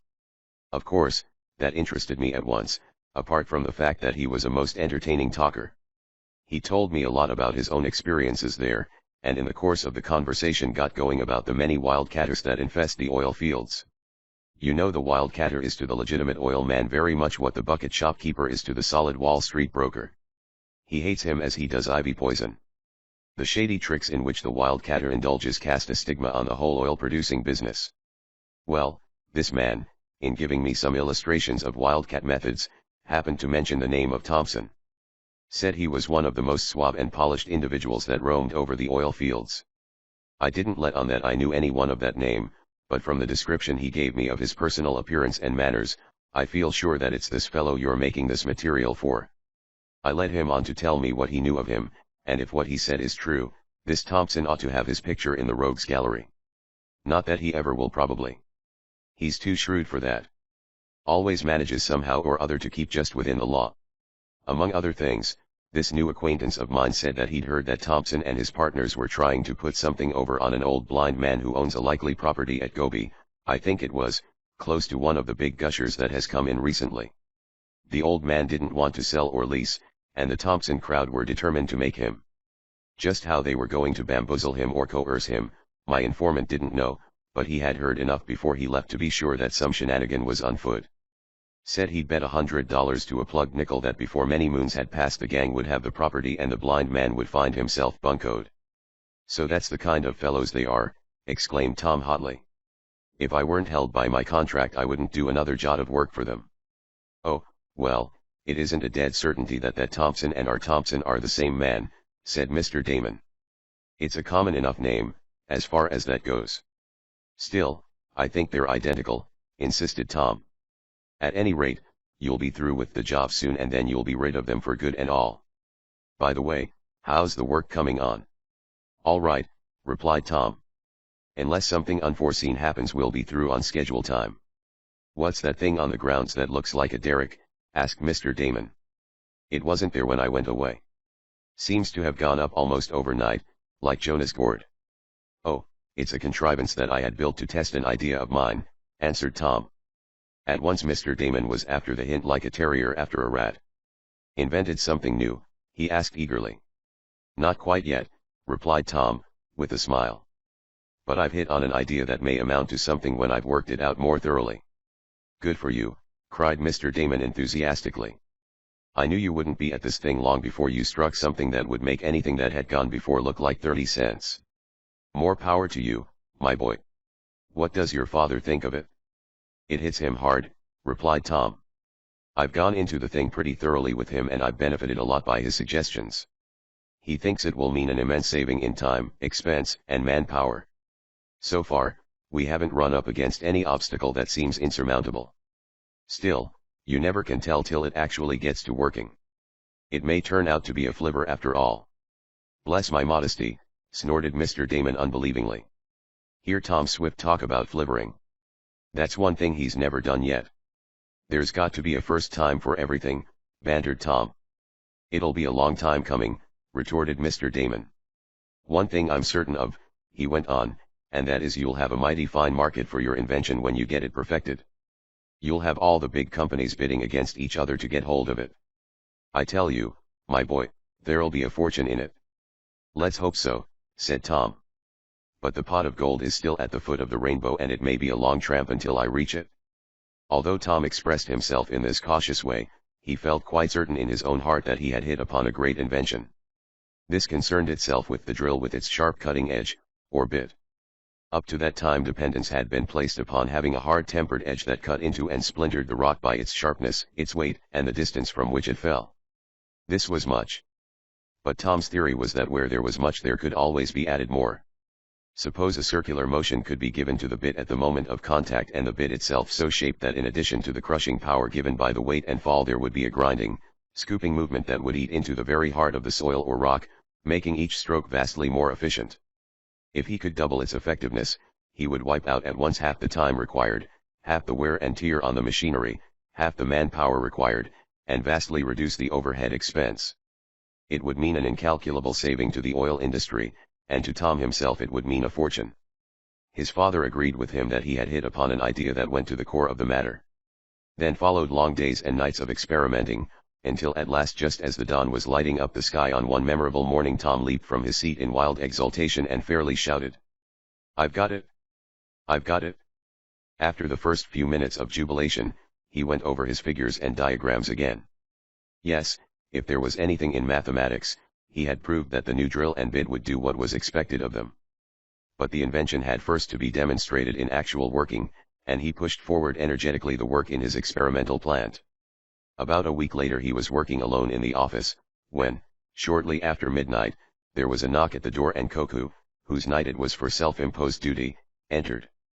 His eyes were rolling in agitation, and he had his fingers on his lips as though to impose silence. "What is it, Koku?" asked Tom, somewhat startled by the air of mystery. "SSH, warned Koku. Man down at fence. Saw light." Instantly Tom was outside. He looked down toward the stockade that enclosed the experimental plant, but could see nothing. "Guess you must have been dreaming, Koku," he whispered. "No," said Koku. "Light come. Light go. There is now." Tom, too, saw a sudden gleam, as suddenly extinguished, that evidently came from a flashlight. "Come, Koku," he commanded, and moved down stealthily toward the fence. Chapter X. Caught in the act. Despite his great size, Koku was as light on his feet as a cat, and he made no sound as he followed in Tom's footsteps. As silently as panthers they approached the fence. Tom had slipped a revolver into his pocket as he left the office, as a matter of precaution, though he hardly thought he would have occasion to use it, and would only do so in the last extremity. Ordinarily his sinewy arms and powerful fists were a sufficient reliance. But there was no telling whether he would have to face an individual or a gang, and it was well to be prepared for any emergency. One thing was certain. Whoever was there had no right to be there and could only have come for some evil purpose. They had caught one more glance of a flash of light, but only one. Now everything was in absolute darkness. There was no moon and the ordinary blackness of the night was deepened by heavy clouds that presaged a storm. Tom could scarcely see his hand before his face, and it was only by reaching out occasionally and touching Koku that he knew the latter was close on his heels. Tom had a powerful flashlight with him, but it was unnecessary to use it just then, for he was so familiar with every foot of the yard that he could have gone to the fence blindfolded. Besides, it was essential that the prowler or prowlers be kept in ignorance that their unlawful visit had been discovered. Soon they were near the fence, and Tom caught one of Koku's hands and drew him to him. "Now, Koku," he whispered, "I'll go around one side of the fence and you go round the other until we meet. If you come across anyone, grab him and hold him fast. But don't call out, as that may warn others who may be with him. Hold him till I come up to you. No rough stuff. Don't hurt him. Just hang on to him." Koku nodded and started round one side while Tom went in the opposite direction. There was not a sound to break the stillness. If there was anyone about, he was acting with extreme caution. Before long they had together completed the circuit and met. "Did you see anyone, Koku?" queried Tom, in a whisper. "No," was the reply. "But there is ladder against fence. Come." And, turning, the giant, followed by Tom, went back to where a ladder was propped against the wall of the enclosure. As Tom's eye ran along its length, a flare of light stabbed the air but was quickly extinguished. At first it seemed to him like a faint gleam of lightning, but there was no thunder, and he realized that it had probably come from a flashlight. Motioning to Koku to remain where he was, Tom went up the ladder. When he reached the top, he slowly and cautiously raised his head above the fence. At first he could see nothing except the bulky derrick, which stood out as a formless blot against the blackness. But while he listened intently, he heard the clink of metal as though a hand were fumbling among tools, and an instant later there came another flash that revealed the figure of a man bending down with his back toward him. Like a ghost, Tom slipped down the ladder. Then he laid the ladder flat on the ground, and, telling Koku to follow, went rapidly around to the gate of the enclosure. He inserted his key in the lock, opened the gate slowly so that no grinding of the hinges should betray his presence, and then like two shadows the pair moved toward the derrick. Again the clink of metal guided them, and soon they were within a few feet of the intruder, whose form was dimly visible. Tom drew his flashlight from his pocket and touched Koku as a signal to be in readiness. "Now," cried Tom, and flashed his powerful light full in the face of Hankenshaw. With a startled exclamation the latter started back, while at the same time his hand reached toward his hip pocket. But in that instant the giant Koku had leaped upon him and pinioned his arms behind his back. Hankenshaw was a heavily built man and he struggled violently to free himself. But in Koku's hands he was as helpless as an infant. "Hold him, Koku," commanded Tom, and went to the derrick. He took a lantern off a peg, lighted it and returned. He set the lantern on the ground and pocketed his flashlight. Then he passed his hands lightly over Hankenshaw's clothes and drew from the latter's pocket a revolver, fully loaded. He broke the stock, took out the cartridges and threw the now useless weapon on the ground. During this process, Hankenshaw fumed and frothed and burst out in imprecations, to all of which Tom paid not the slightest attention. "Now put him down on the ground, Koku," directed Tom. The giant obeyed, and Hankenshaw found himself sitting on the ground with startling suddenness. He started to get up, but Koku's hands on his shoulders put him back with a force that jarred him and made his teeth chatter. "Better stay put," warned Tom. "That man of mine doesn't know how strong he really is, and if he grabs you again you're apt to get hurt. It will be healthier for you to stay right where you are until I tell you to get up. Get me?" Hankenshaw evidently did get him, and sat still, his face black with rage. "This is an infernal outrage," he shouted. "I'll get even with you, and don't you forget it. What do you mean by assaulting me in this way, you and your man?" "I'll..." A long string of threats and expletives followed. Tom let him rave, looking steadily at him the while until beneath the blistering contempt in his eyes Hankenshaw faltered, sputtered, and tapered off into a confused and incoherent snarl. "Are you through now?" asked Tom. "Not through with you, by a long shot," snarled Hankenshaw. "Whether you are or not, you're going to listen to me now," said Tom. "Unless," he added, as though by an afterthought, "you'd rather have the police and the district attorney do the talking." At the word police Hankenshaw's face blanched and his bluster dropped away. "Because, you know," went on Tom, "this is a police matter. I find you in the dead of night on my property after scaling a locked enclosure, handling my implements, and for all I know getting ready to carry them away. It's as though I woke up in my room at night and found a burglar rifling my bureau drawers. The fact that he didn't have time to get anything before I nabbed him wouldn't prevent his being tried and convicted for burglary. I imagine that if I chose to hand you over they'd put you where the dogs couldn't bite you for a while." Hankenshaw moistened his parched lips with his tongue. "There's no use talking that way," he said, and there was unmistakable fear in his voice. "Why should I want to take anything away? And how could I if I did want to? They're too heavy to handle. Do you think I'd walk off with your derrick? Stop your stalling, Hankenshaw, and tell me the truth, that is, if you can," commanded Tom sharply. "What were you doing in this enclosure at this time of night?" Why, I was restless and couldn't sleep," stammered Hankenshaw. "So I dressed and went out." "For a nice little moonlight stroll, I suppose," interrupted Tom sarcastically, looking up at the lowering sky. Chapter 11. A Rascal Foiled. "I went out," continued Hankenshaw, affecting not to notice the unbelief in Tom's voice, "for a walk." "Taking your revolver along," suggested Tom. "That's a habit I got down in Texas. One never knows down in the oil fields when it is going to come in handy. As I was saying, I went out for a walk and found myself coming in this direction. I happened to catch sight of the derrick. Where did you see it from? Asked Tom. From the road, of course, answered Hankenshaw. You caught sight of the derrick from the road 300 feet away on a night when you couldn't see anything 10 feet ahead of you, exclaimed Tom. But go ahead. You interest me strangely. I don't mean exactly that I saw it, said Hankenshaw, in confusion. But I'd seen it in the daytime, and being so near it I suppose the thought of it came into my mind. Just from curiosity, I thought I'd come over and see what it was like. I didn't think anyone would mind. Didn't know there was anything especially secret about it. Didn't suspect that even when you found the gate was locked, queried Tom. No, affirmed Hankenshaw brazenly. I was turning away when I stumbled against a ladder that some workmen had left in the grass. That put it into my mind that I could get a squint at the derrick after all, and on the impulse of the moment I put it up and climbed over the fence. How lucky it was that you just happened to have a flashlight along, said Tom. I suppose carrying flashlights is another habit you got down in Texas. Yes, returned Hankenshaw. You have to travel around a good deal at night there, and you never know when you may need one. But now I've told you the whole story. I suppose I was trespassing, and I'm sorry now I did it, seeing the way you look at it. But you're just making a mountain out of a molehill.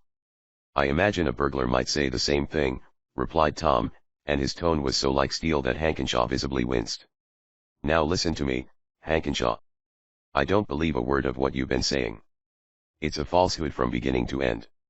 You deliberately committed a crime tonight, and you know as well as I do what chance you'd have if you told a fairy tale like this to a judge or jury.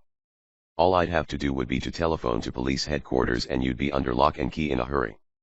But I'm not going to do that. An expression of immense relief came into the rascal's face. Oh, it's not out of any consideration for you, Tom assured him. It's partly because I don't want any scandal that would worry my father, in his present feeble state of health. Then, too, I'm too busy just now to take the time to prosecute you and send you where you belong. But don't think for a moment that this ridiculous story of yours has imposed on me. You came to this plant tonight with one of two purposes in view. Hankenshaw started to protest, but Tom cut him short. Don't add any more lies to those you've already told, he said. You may have had revenge in mind for what happened the other night down in the town. You may have thought that you'd be able to cripple the machinery here and put me to a lot of expense and trouble. That's one possibility, and knowing you as I do I wouldn't put it past you. On the other hand, you may have had it in mind to steal some invention I might be trying out here. You know that invention is my line, and you may have thought that I had discovered some improvement or new device to be used in oil digging that you could get hold of and turn to your profit. That would explain why you were so carefully handling and examining the tools here when we came upon you. One of these two things, perhaps both, was in your mind tonight when you stole in here like a thief. I don't know which and I don't care. But just let me tell you one thing, Hankenshaw. If I ever catch you hanging around this place again either by day or night, may heaven have mercy on you, for I won't. There'll be a guard here after this during every one of the 24 hours. He'll be armed, and he'll have his orders what to do to any vermin that may be trying to worm its way into this enclosure. Now, that'll be about all. Stand up and get out of here and get out quick. Koku, you go down with him till he reaches the road. Don't hurt him, but keep close behind him. Now, Hankenshaw, pick up that revolver of yours and go. And don't forget a single word of what I've said to you, for I mean every syllable. The baffled miscreant got up, muttering things that he was careful to say under his breath. Koku, menacing as fate, stood hovering over him. The giant had not understood much of what had been said, but he knew that this man was his master's enemy and nothing would have given him greater pleasure than to wring the rascal's neck. Hankenshaw was fully conscious of this, and he sullenly pocketed the now useless revolver and moved toward the gate, with Koku stalking close behind him. As he passed Tom, he favored him with a glance that was Molly Goodnighty itself. Then he passed out into the darkness. Him bad man so bad man, grunted the giant, as he came back to Tom's side. I reckon you are right, Koku, answered the young inventor. But we caught him red-handed, didn't we? Him like snake in the grass. So he is. Him do harm to Massa Tom. Must watch out. Then you think he is a bad egg, do you? Him worse than many bad eggs. Well, maybe, Koku. We'll see. Tom extinguished the lantern, hung it in its place, locked the gate carefully and returned to the office. It was now long past midnight, but he was too wrought up to have any desire to sleep. He sat with his elbows on the desk and his head in his hands, immersed in thought. What had been Hankenshaw's real motive? On reflection, Tom dismissed the idea that he had intended to cripple the machinery. Much more probable it seemed to him that the fellow had heard in some way that he was busy on some new invention, that the machinery had been rigged up for the purpose of testing it, and that he might make a fortune if he could steal the idea and have it patented before Tom himself should have time to do it. But how could he have heard of it? Tom had been extremely careful to keep the matter in the circle of a few trusted friends. His father, Ned, Jackson, and Mr. Damon were the only ones that knew of it. The first three would have been as silent as the grave concerning it. As for Mr. Damon, although he was impulsive and talkative, he was a keen businessman and knew too well the importance of secrecy in a matter of this kind to speak of it to anybody, much less to a fellow like Hankenshaw, whom he disliked and distrusted. There was but one conclusion. Hankenshaw had acted on a probability. He could not have been hanging around Shopton so long without having heard of the marvelous inventive genius of Tom, and he had jumped to the conclusion that this would have been turned in the direction of oil well machinery while he was working to fulfill his contract. He had acted on the guess, and it was by the merest chance that he had been thwarted. If Koku had not happened to see that flash of light. Good old Koku. One thing was certain. Hankenshaw, already an enemy, was now a deadly one. He would never forget or forgive the humiliation he had suffered that night. Tom must be on his guard. Chapter 12. The new drill. Tom did not mention the matter of Hankenshaw's behavior to his father the next day, because he did not want to worry him. He had also put Koku under a strict injunction not to speak of the events of the night. But to Ned, when he turned up at the office, he narrated the whole affair. The latter was boiling over with indignation. "It was a pity that you didn't give him all that was coming to him," he declared. "There isn't a doubt but what you could have sent him to prison. Still, I suppose you were right in not giving the matter publicity. I tell you, Tom, we're dealing with a shady crowd, and I wish we'd never taken the contract." "So do I," agreed Tom. "And I'll be heartily glad when the whole matter's off our hands. Of course, this special thing was probably done by Hankenshaw without the knowledge of the others. He was playing a lone hand, and if he'd got hold of the invention he'd have got all the profit from it." "Maybe," assented Ned. "But Thompson and Bragdon, although more polished, are probably just as crooked at heart. It's my opinion the whole gang are tarred with the same brush. All I want now is to see the last of them. When we've once delivered the last shipment and have got our money for it, I'll feel like celebrating." "Well, we'll only have to be patient for about 2 weeks more," Tom consoled him.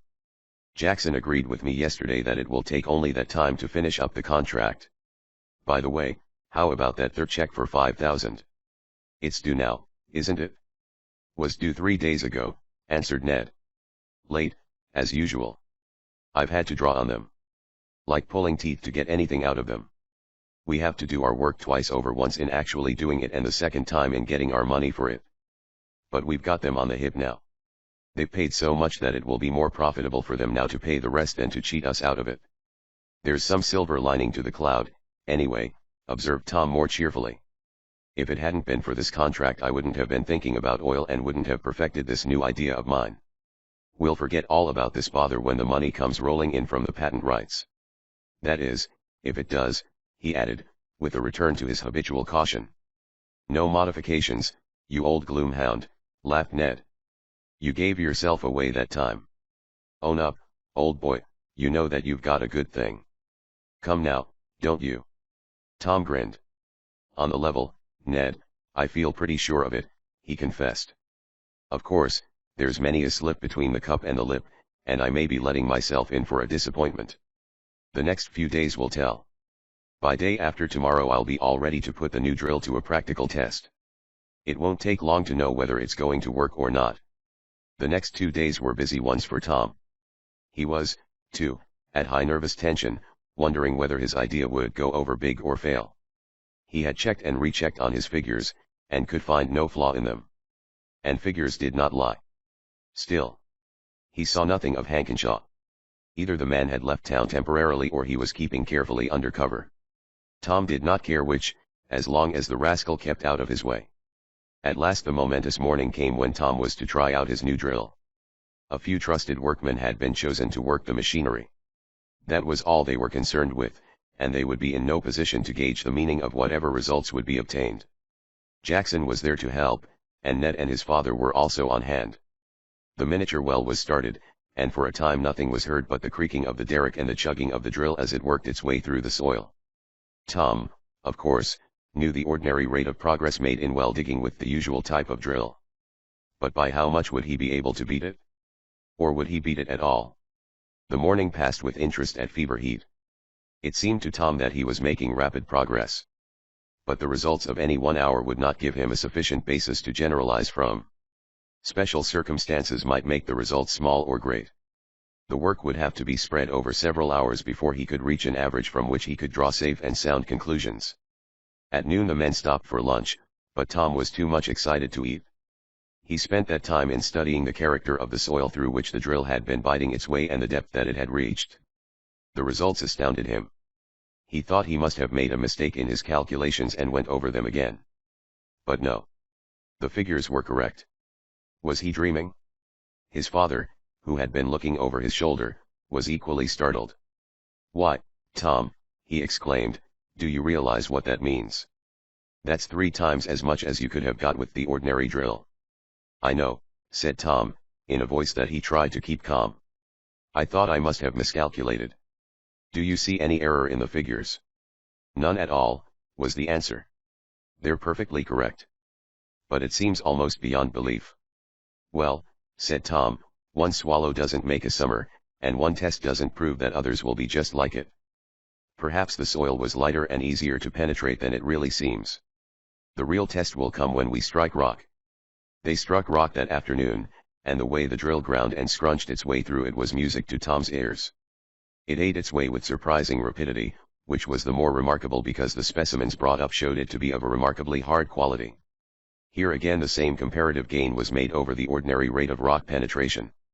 Still Tom refused to be rushed off his feet, and the work went on for 2 days more, days of steadily decreasing doubt, days of steadily increasing jubilation. At the end of the 3rd day, Tom knew that beyond the peradventure of a doubt he had struck it. He would have been delighted if his new drill had proved to be able to do half as much again as the one commonly in use. He would have been astounded had it proved to be able to do twice as much. But the result had far outrun his wildest expectations.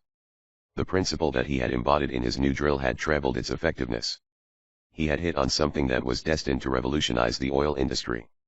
Once more that inventive brain of Tom Swift's would startle the world. Chapter 13. A night of triumph. All his close friends were with Tom in the office on the memorable night when his hopes became certainty. His father, Ned, and Mr. Damon had hung breathlessly on his final calculations, and when he at last looked up with the triumphant smile that could mean only one thing, they were almost as jubilant as he and overwhelmed him with congratulations.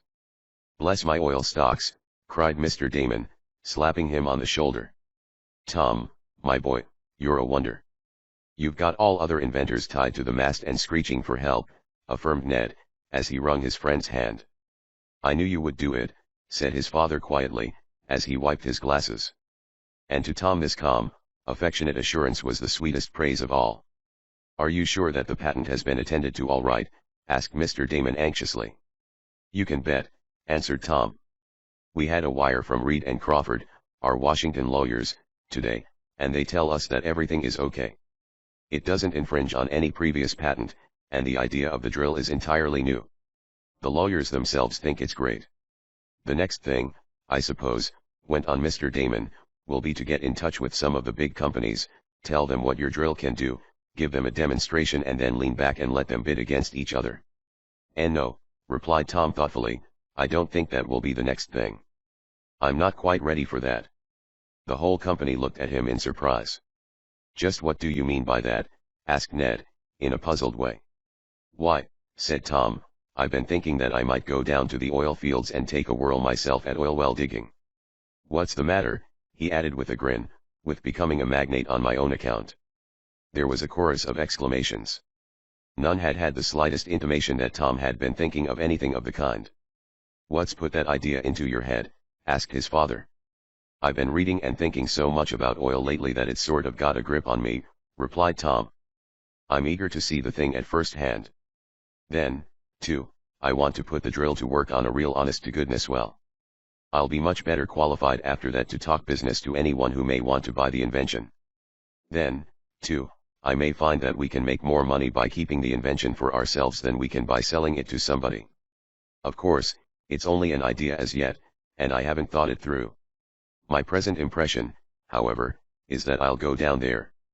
When do you think of going? Asked Ned. Just as soon as we get this oil well machinery contract off our hands, was the answer. Say, about a month from now. How would you like to go with me, Ned? I'd like it above all things, answered Ned.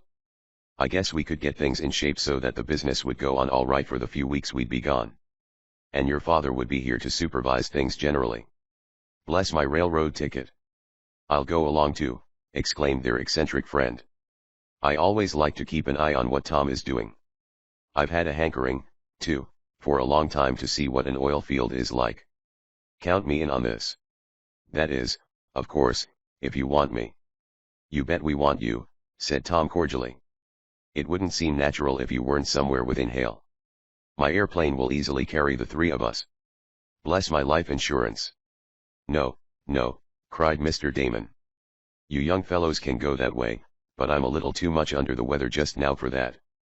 The railroad will be plenty good enough for me this time. But I'll make the trip so that I'll get there about the same time you do. Why, Mr. Damon, are you really going to give up sky flying? Questioned Tom, in surprise. Only this time, Tom. Bless my wings. I can't be with you always. Besides, I've got to stop off at Washington and maybe one or two other cities on business. But, as I said before, I'll fix it so I'll get down there about the same time you do. There was some further discussion of the matter, and when they separated, the trip had been practically decided upon, only the exact date remaining to be fixed later on. The next night Tom ran up to make a call on Mary. He had been so engrossed of late with his invention that he had been able to see her but seldom, although there had not been a day when they had not talked together over the telephone. But feeling toward each other as Tom and Mary did, the telephone, they found, was a very inadequate substitute for a face-to-face talk. To Mary, Tom had confided the fact that he was working on a new invention, but he had not laid much stress upon it, as he did not want to raise her expectations so high that she would feel keenly disappointed if it should amount to nothing. Now, however, he had succeeded and was in high feather. He pictured to himself the delight on her face when he should tell her of the new invention and what he hoped from it. Her praise would be his greatest reward. His happiness in success would be doubled by her sharing in it. He stopped on his way to buy some candy, and flowers, and, thus furnished, hurried along to Mary's house and rang the bell. Instead of a happy face it was a frightened one that Tom saw when Mary opened the door. But it lighted with infinite relief when she saw who it was. "Oh, Tom, I'm so glad that you've come," she exclaimed. "I never needed you so much." "What's the matter?"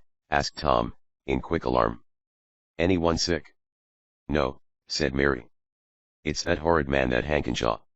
He forced himself into the house on the pretext that he wanted to talk business with father. He's been drinking. But Tom had already dropped his packages. Bea went into the living room with a rush. Mrs. Nestor, pale-faced and agitated, was standing in a corner wringing her hands. Mr. Nestor, still far from robust after his recent illness, was expostulating with Hankenshaw and trying to push him outside of the room. Tom took it all in with a glance. The next instant he had grabbed Hankenshaw by the collar and whirled him around. Chapter 14. Kicked for a goal. A look of fear came into the red-mottled face of Hankenshaw when he saw who had hold of him. "Leggo o' me," he said, in a thick voice. "What's the matter with you, anyhow? Regular Buttinsky."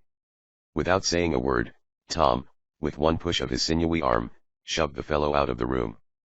Without relinquishing his grasp on his collar he forced him through the hall. Mary shrank aside as she watched them coming. "Hold the door open, Mary, please," said Tom. She did so and the two antagonists passed out. "Now close it again, please," called Tom, who did not want her to see what was going to happen.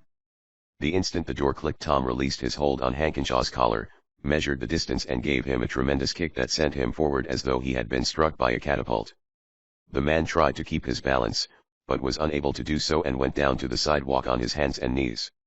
He scrambled snarling to his feet, to find himself facing Tom, whose face was blazing with wrath. Now take yourself off, you loafer, commanded Tom. That kick was only a sample of what I'll do to you if you don't. Get along now, or I'll muss you up so that your best friends won't know you. There was such deadly determination in the youth's voice, and the force of that kick had been so mighty that Hankenshaw, who had clenched his fists, thought better of it and, contenting himself with a string of coarse expressions, slouched on along the street. Tom watched him until he had disappeared and then returned to the door, which opened at his approach. "I hope you didn't get into a fight, Tom," Mary said anxiously. Tom's eyes twinkled. "Nothing like that," he laughed. "Do I look it? Is my hair mussed?" "No, I simply had a little football practice." Hankenshaw was the football. "I kicked him for a goal. I guess you won't see any more of him. He's due to get out of this town anyway in a few days more." Mary sighed happily. "You're our good angel, Tom," she said. "You saved my father's life once, and you always turn up when I need you most. I don't know what we'd do without you." "You won't have to do without me," replied Tom. "In fact, you couldn't lose me if you tried," and he grinned broadly. Mary's parents thanked Tom heartily for his opportune appearance and the way he had rid them of their obnoxious visitor, and then, because they were wise parents, they slipped away on different pretexts and left the young people to themselves. Tom's new invention and his projected trip to Texas were eagerly discussed by the pair. As regards the first, Mary was enthusiastic. "It's simply wonderful," she said, after Tom had detailed to her as far as he could the plan of his drill, what it had already done and what he expected it to do. "I don't see where on earth you get all those ideas of yours from. Think of all the men who have been studying along those lines for years without hitting on the thing that you've developed in a few weeks." "Oh, someone has to think of it first," replied Tom. "Then, too, remember that I had the benefit of what others have already done. It's like a band of pioneers going through a forest and taking turns cutting down the trees to make a trail. Some one of them gets the axe that cuts down the last tree. But he wouldn't be there to cut it down if he hadn't walked up to it along the paths that the other fellows have made first." "That's just your modest way of putting it," said Mary. "In this case the last tree was the toughest, and you cut it down in half the time anyone else would. So there. I'd like to have you on the jury if I were being tried for my life," laughed Tom. But concerning the trip to Texas, Mary was not by any means so enthusiastic. In fact, her pretty lips had a decided pout. "It's an awfully long way off," she said, "and when you get down there with your old oil well you'll forget all about poor little me." "Don't worry, Mary," he answered. "I'll write every day." The next few days flew by as though on wings, for every waking hour was crowded. There were many details to be attended to in connection with the approaching trip. Tom had decided to take along with him the flying boat that he had used in his trip to Iceland. It was a bigger one than he ordinarily would have needed, but he wanted to carry along a good deal of material in addition to that which he would send by rail, so that he would lose no time in getting to work on the oil well he proposed to dig.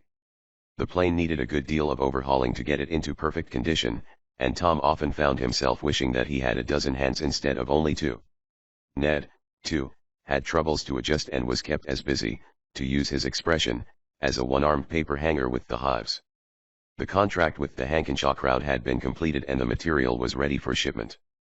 But the final check in payment was slow in coming. When at last it did come, Ned advised that they should not at once ship the machinery. He telegraphed the bank and found that there was not sufficient money on hand to meet the check when presented. The idea of the sharpers had been, of course, that in the ordinary course the check would not be presented for several days at the California bank. Then, if refused, several days more would elapse before the protested check would get back to Shopton. By that time they figured that the material would be far on its way to Texas and the Swift Construction Company could whistle for its money. "But anybody that gets the best of Ned Newton in financial matters will have to get up pretty early in the morning, and the Hankenshaw crowd did not get up early enough," laughed Tom. Ned's precautionary telegram thwarted the scheme, and the foiled conspirators, after lame explanations, were forced to pay in actual cash, no check this time, for the final payment. Then the stop order was lifted and the material was put on board the train for its long journey to the oil fields. "And that's that," remarked Ned, with a sigh of relief after the last detail had been attended to. "Thank goodness, that's off our hands. The Swift Construction Company never had so much bother with a contract in its life. When those fellows want some more machinery, I'd say, let them apply to someone else. We're fed up with them." "Right you are," agreed Tom. Just what part of Texas did you ship it to? Copperhead, answered Ned. That's right in the heart of a newly developed oil region. Copperhead, repeated Tom. Sounds like a snake. There'll be some snakes there when the Hankenshaw crowd get on the job, affirmed Ned. I think we'll make that our destination, said Tom thoughtfully. Why? Asked Ned. Well, said Tom, we've got to pick out some place to begin, and that's probably as good as any other. Then, too, I have some curiosity to see what Hankenshaw and his brother snakes are doing. Whom they're doing, you mean, suggested Ned. I suppose that would be more correct, said Tom with a smile. What I'm thinking of especially is that old blind man that Mr. Damon told us about. You remember, don't you, that he said that the Hankenshaw crowd were out to swindle him out of his property? Perhaps we can put a spoke in their wheel. Ned groaned. Great Scott, Tom, he exclaimed. Can't you stick to business and stop looking for trouble? Chapter 15. Off for the oil fields. Tom grinned at the earnestness in Ned's tone. Don't be worried, old boy, he said. We'll give all the attention to business that it needs. But if on the side we can at the same time help an old fellow along, why shouldn't we? But that's a matter that we can settle when we come to it. All we have to do now is to get ready for the trip. Before he left for Texas, Tom went up again to the hospital to get news of the young aviator. Oh, he's getting along, replied Dr. Sherwood to Tom's question. That is, physically. His leg has mended, though he still has to use a cane. But his head isn't clear yet. He can't talk intelligently. As a matter of fact, perhaps he never will. You don't mean that he may be insane for the rest of his life, exclaimed Tom, genuinely shocked. That's among the possibilities, affirmed the doctor. Though considering his youth and vitality he's a strong young fellow, the chances are that he'll recover. Still, no one can tell. You can go out and take a look at him yourself if you like. He's sunning himself on a bench in the garden. Tom went out and seated himself on the bench beside the invalid. He had a good look at him for the first time under anything like normal conditions. The young aviator had evidently been sinewy and stalwart when in health, judging from his frame, though now thin from his long illness. His face must have been a pleasant one, though marred now by the vacant look in his eyes. Tom tried to get in conversation with him. How are you, Hilobi? He asked, using the name at a venture. The boy looked at him without any sign of interest and made no reply. Tom tried again several times but fruitlessly, and at last had to give it up. He left the hospital in a depressed mood, wondering if, after all, he had done the young man a real service in saving his life.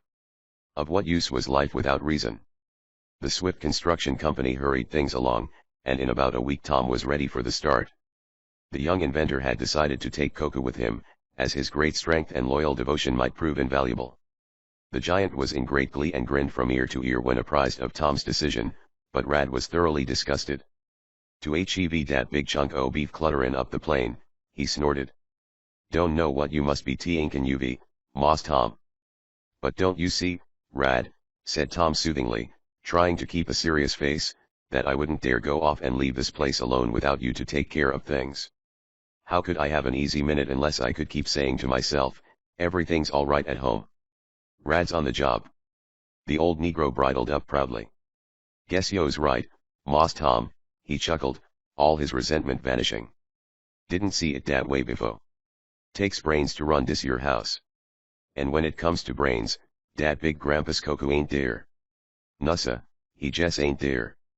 So peace was re-established between Tom's faithful retainers, each of whom thought the other had special reason to envy him. At last all was ready. Tom had had a long and tender interview with Mary, the final directions had been given for the running of the works during the absence of Tom and Ned, and one bright morning, with many of Tom's friends and all the workmen assembled to bid the voyagers Godspeed, the winged arrow rose like a huge bird from the grounds of the plant, soared high in air to the altitude of 2,000 feet, and turned her nose toward the oil fields of Texas. Tom had figured that, barring accidents and with ordinary good luck, he would be able to reach his destination on the following day. This was asking a good deal of the winged arrow, but the result justified Tom's confidence. The engines ran like a dream, the weather was superb, neither fog nor storm intervened, and on the afternoon of the following day those in the airship sighted the town of which they were in search. It lay beneath them sprawling in the heat of the Texas sun, one of the hastily built pioneer towns that spring up like magic in the wake of an oil strike. It was a mere collection of wooden shacks that looked as though little more than a breath would be required to blow them down. But they sufficed for the immediate needs of the hardy adventurers who were seeking a quick road to fortune. Many had found it, many more hoped to find it. The man Stoney Broke in the morning might be a millionaire before night. Tom circled about, looking for a likely landing place. This was not a matter of much difficulty, for there was a host of open spaces on the outskirts of the town. He soon found one suited to his purpose, and the winged arrow came down as softly as a swan. Scarcely had she stopped before the passengers were out on the ground, stretching their cramped legs on Texas soil. It was a delightful change after their long confinement in the plane. The warmth, too, was congenial, contrasting as it did so strongly with the chill of the upper air. They were in high spirits over the successful termination of the flight. Tom and Ned laughed aloud, and Coco was one broad grin. "So far, so good," remarked Tom, patting the winged arrow proudly. "You certainly are the goods, old girl. Now for the town and a hot meal. You'll have to stay here and mind the plane, Coco, but we'll see that you get yours later." In a few minutes they were in the town. It was their first experience in such surroundings, and they looked about them curiously. There was no pretense at order or regularity in the shacks that served as dwellings and business houses. It seemed as though they had been built wherever the traveler had dropped his pack. There was one main street, a long, straggling, crooked thoroughfare, from which a number of smaller streets branched off here and there at irregular intervals. The houses were of the rudest description. 2 or 3 men and 1 day would have sufficed to build most of them. Many of them were of the one-story type with 1 or 2 rooms and earth floors.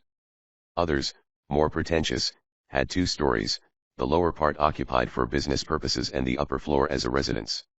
Let the mere tail end of a Texas norther come along and they would all have been leveled to the ground like a pack of cards. Most of the business houses were saloons and dance halls. The prohibition law was largely a dead letter as far as Copperhead was concerned. From almost every door the young men passed came the rattle of dice and the clink of bottle against glass, the wheeze of an old accordion or raucous jazz music from a phonograph. Through the main street passed an almost endless column of wide-wheeled trucks with tugging horses straining in the harness, the trucks themselves loaded with iron casings, and, some of them, with red flags at the back, carrying enough nitroglycerin to blow the town sky high in the event of a collision. Weaving in and out of these were dusty automobiles, mule carts driven by Negroes, buggies, every kind of conveyance, some of them looking as though they dated back to revolutionary times.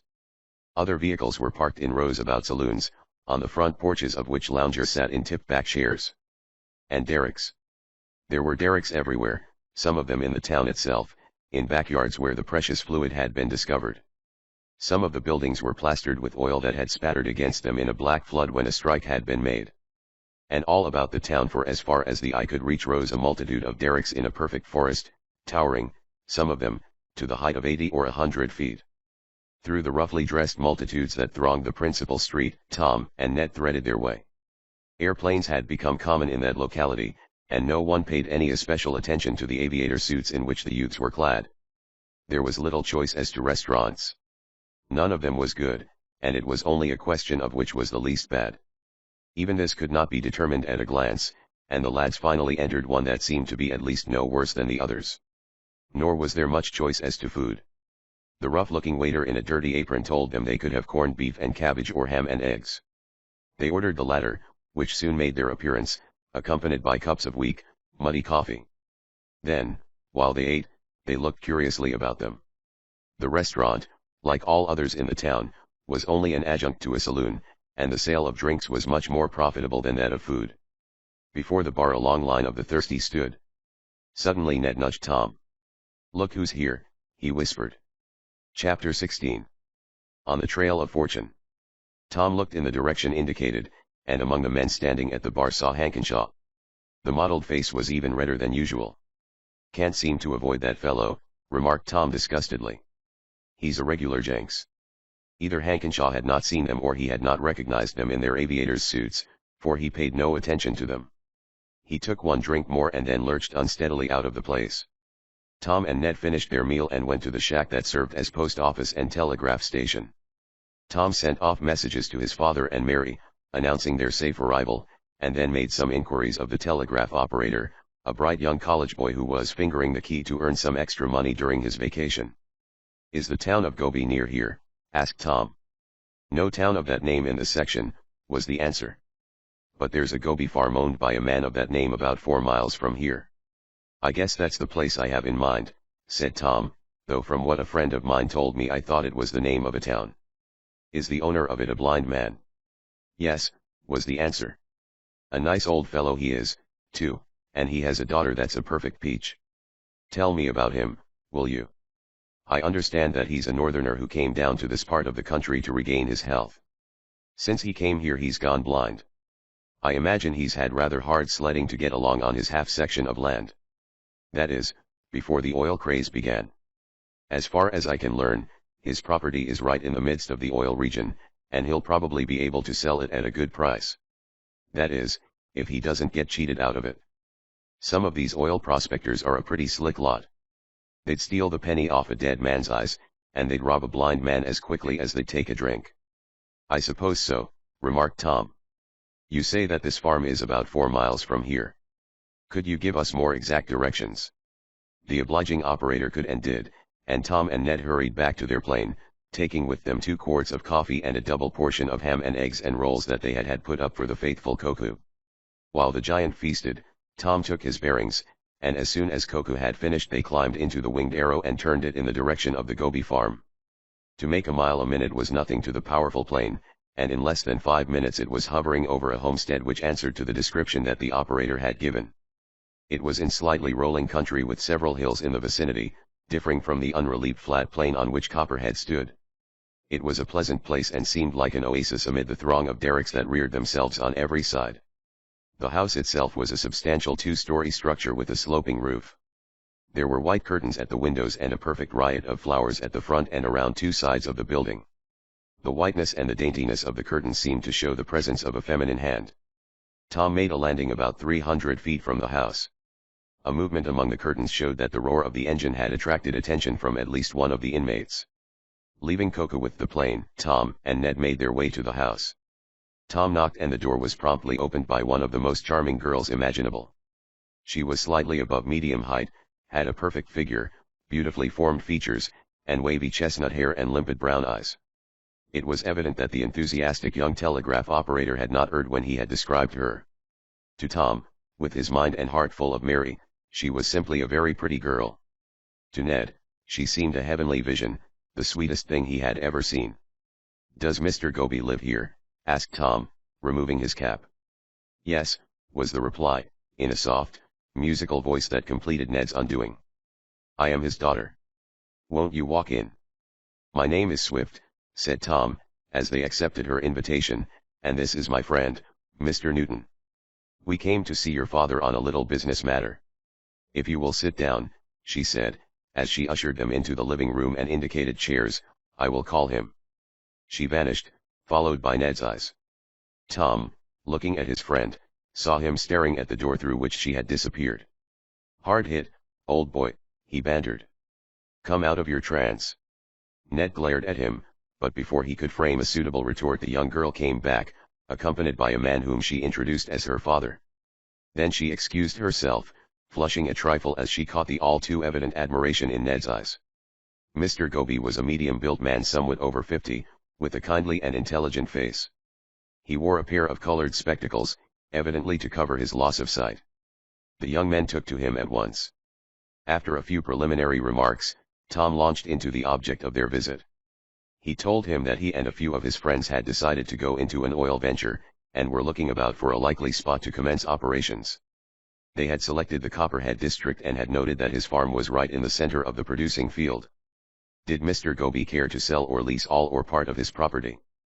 If he did, Tom thought they might make a deal, as he and his associates were prepared to offer perfectly fair terms. The blind man listened attentively, though, for a time, the boys could not tell whether interestedly or not.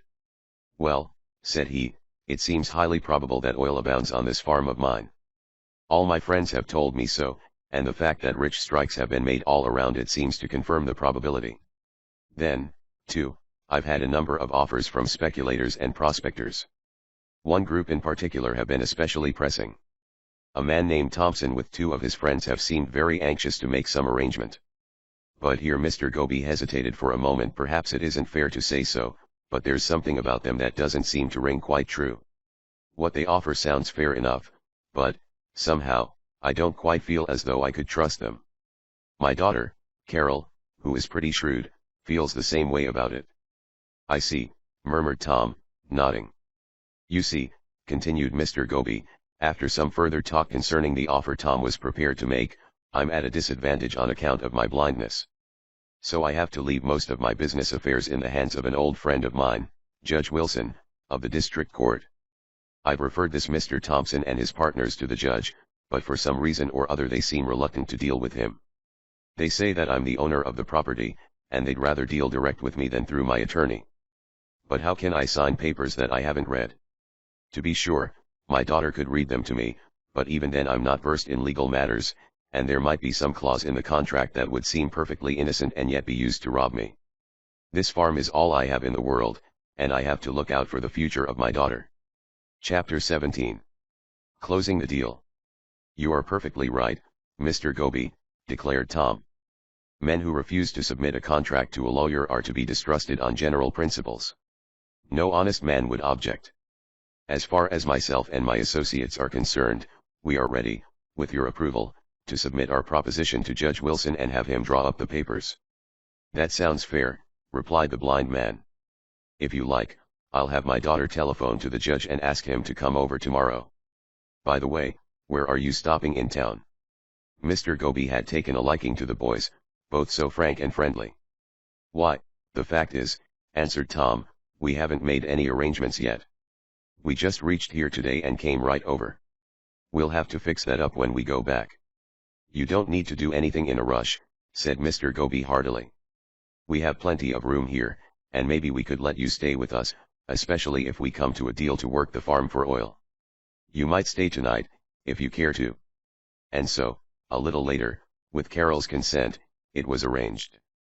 Seemed to be mighty nice people, Ned, remarked Tom, after the young inventor and his chum had been shown to a room where they might wash and make themselves otherwise presentable. You are right, Tom, and I hope we come to a satisfactory arrangement with them. So do I. It would be great to strike something big down here, wouldn't it? Well, we mustn't let our imagination run away with us. We'll have to take what comes. They had an excellent supper, prepared by Carol with the assistance of an old colored mammy, and a very delightful evening, spent chiefly by Tom in conversation with Mr. Goby, whom he found to be well informed and an entertaining talker. Ned had developed a sudden interest in flowers, and was very anxious to have Carol show him her garden. She was not unwilling, for this handsome young man who seemed to have dropped down on them from the skies was not an unwelcome visitor. Carol's a beautiful name, murmured Ned later that night, as he and Tom were getting ready for bed in the comfortable room to which they had been shown. Tom stopped in his work of unlacing a shoe and stared at him. Sounds like the singing of birds, mused Ned dreamily. For the love of Pete, cried Tom, what's the matter with you? Oh, said Ned in some confusion, did I say anything? Guess I must have been thinking out loud. The next day Judge Wilson came over to the farm. He was a keen, cultivated man of high standing in the legal profession. Swift, he repeated, when he was introduced to Tom. That's a famous name. Any relation to the inventor, Tom Swift? Tom flushed with embarrassment. A slight relation, put in Ned, with a laugh. In fact, he's the man himself. But you're only a boy, lad, exclaimed the judge, in wonderment. Old enough to have a number of good inventions to his credit, affirmed Ned. I'm amazed, cried the judge, when finally convinced that the boy before him was the noted inventor, Tom Swift. Well, this is indeed an honor. I've heard a lot about your wonderful inventions, who hasn't, but I never expected to have the pleasure of shaking you by the hand. As a matter of fact, the recognition stood Tom in good stead. It simplified matters immensely. His standing was established at once, and the tedious delay otherwise necessary in looking up his references was obviated. They were deep in the discussion of terms, when Ned, who happened to be facing the window, saw an automobile coming up the road. It stopped at the gate and 3 men got out. Ned gave a low whistle of surprise as he recognized them, and Tom and the judge looked up inquiringly. Hankenshaw and his partners, explained Ned. Friends of yours? Asked the judge. No, replied Ned. We've known them chiefly in a business way. Further explanations were prevented by a knock on the door. Carol opened it and ushered the three men into the room. Blank surprise showed in the faces of all of them when they caught sight of Tom and Ned, who had risen on their entrance. The blank looks were quickly succeeded by looks of intense vexation. Thompson and Bragdon, as the more diplomatic of the trio, banished these promptly, but Hankenshaw's brows remained drawn together in a forbidding scowl. This is an unexpected pleasure, said Thompson suavely, as the visitors seated themselves. Who would have thought that you were down in this part of the country? On a little pleasure trip, I suppose. More business than pleasure, answered Tom coolly. Looking for contracts to make some more oil well machinery? Asked Bragdon. No, returned Tom. Though if any came our way we might consider them. We're going to do a little digging on our own account. In this neighborhood? Asked Thompson, looking with alarm at the papers that lay on the table near Judge Wilson's elbow. Yes, replied Tom, who was getting a little impatient at this cross-examination. Right on this farm, if Mr. Goby and I can come to terms. Cutting in under us, snarled Hankenshaw. Poaching on our preserves. That remark is quite uncalled for, remarked Judge Wilson, entering the conversation for the first time since the introduction. Why do you use the phrase our preserves? These gentlemen have no option or claim of any kind on the property, have they, Mr. Goby? He continued, turning to the blind man. Not at all, replied the owner of the farm. They have discussed the matter with me several times, but no agreement has been reached. No written agreement perhaps, broke in Thompson. But I certainly thought that we had reached a verbal agreement, or at least a practical understanding the last time we were over here. That's what I thought, said Bragdon, backing up his partner. Sure we did, growled Hankenshaw. Nothing of the kind, returned Mr. Goby indignantly. That is wholly your own assumption. I distinctly told you then, as I had told you before, that you would have to take the matter up with Judge Wilson and that I would do nothing without his approval. The judge looked at the three men keenly. I have always been within easy reach, he remarked. May I ask why you have not brought the matter to my attention? Our plan has always been to save expense and delay by dealing directly with the owners of property, replied Thompson. Even when that owner happens to be a blind man, asked the judge, with a tinge of sarcasm in his tone. His daughter could read the papers to him, replied Thompson defensively. A blind man and an inexperienced young girl, mused Judge Wilson, and before the contempt expressed, Thompson and Bragdon winced, while Hankenshaw glared. Do you give me authority to deal with these gentlemen, Mr. Goby? Asked the judge. Absolutely, returned the blind man. Whatever you say or do will be wholly satisfactory to me. That being the case, gentlemen, said the judge, turning to the three partners, I think we will not detain you any longer. You are doubtless busy men and have many things to attend to. It was a clear case of dismissal. Thompson fumed white with anger, as he and Bragdon rose from their chairs. You may regret this, said Thompson threateningly, moving toward the door. Possibly, replied Judge Wilson indifferently, turning toward his papers. You bet you will, bullied Hankenshaw, who remained obstinately planted in his chair. Tom sprang to his feet. Miss Goby, he said, would you mind stepping from the room for a moment? The young girl vanished through a door at the back. Tom went to the front door and threw it open. Just to save Mr. Hankenshaw the trouble, he remarked. I'll go when I get ready, snarled Hankenshaw, who was fighting mad at the collapse of his scheme. I'll. He stopped short as the gigantic form of Koku blocked the door. Come in, Koku, said Tom. By the way, Hankenshaw, you remember Koku, don't you? You met him the night that you couldn't sleep. He's a genial sort of fellow, and... But Hankenshaw at the sight of Koku had risen from his chair with alacrity and followed his partners from the room. When they had gone, Tom and Ned and the judge got down to business, and it was not long before they had settled on terms. Tom had agreed previously with Ned and Mr. Damon that they would go into the oil venture as partners with equal investments and equal profits or losses. And the terms that were made with Mr. Goby were not only fair, but generous. He was to receive a large lump sum at once for the privilege accorded Tom and his partners of drilling on his farm. If the venture failed, he would still have the farm and a large sum of money. If oil were struck, he was to have a good share of the profits. So that either way he would win. With the contract signed, Tom and Ned set to work. Through the aid of Judge Wilson, they were able to secure the services of experienced and reliable drillers.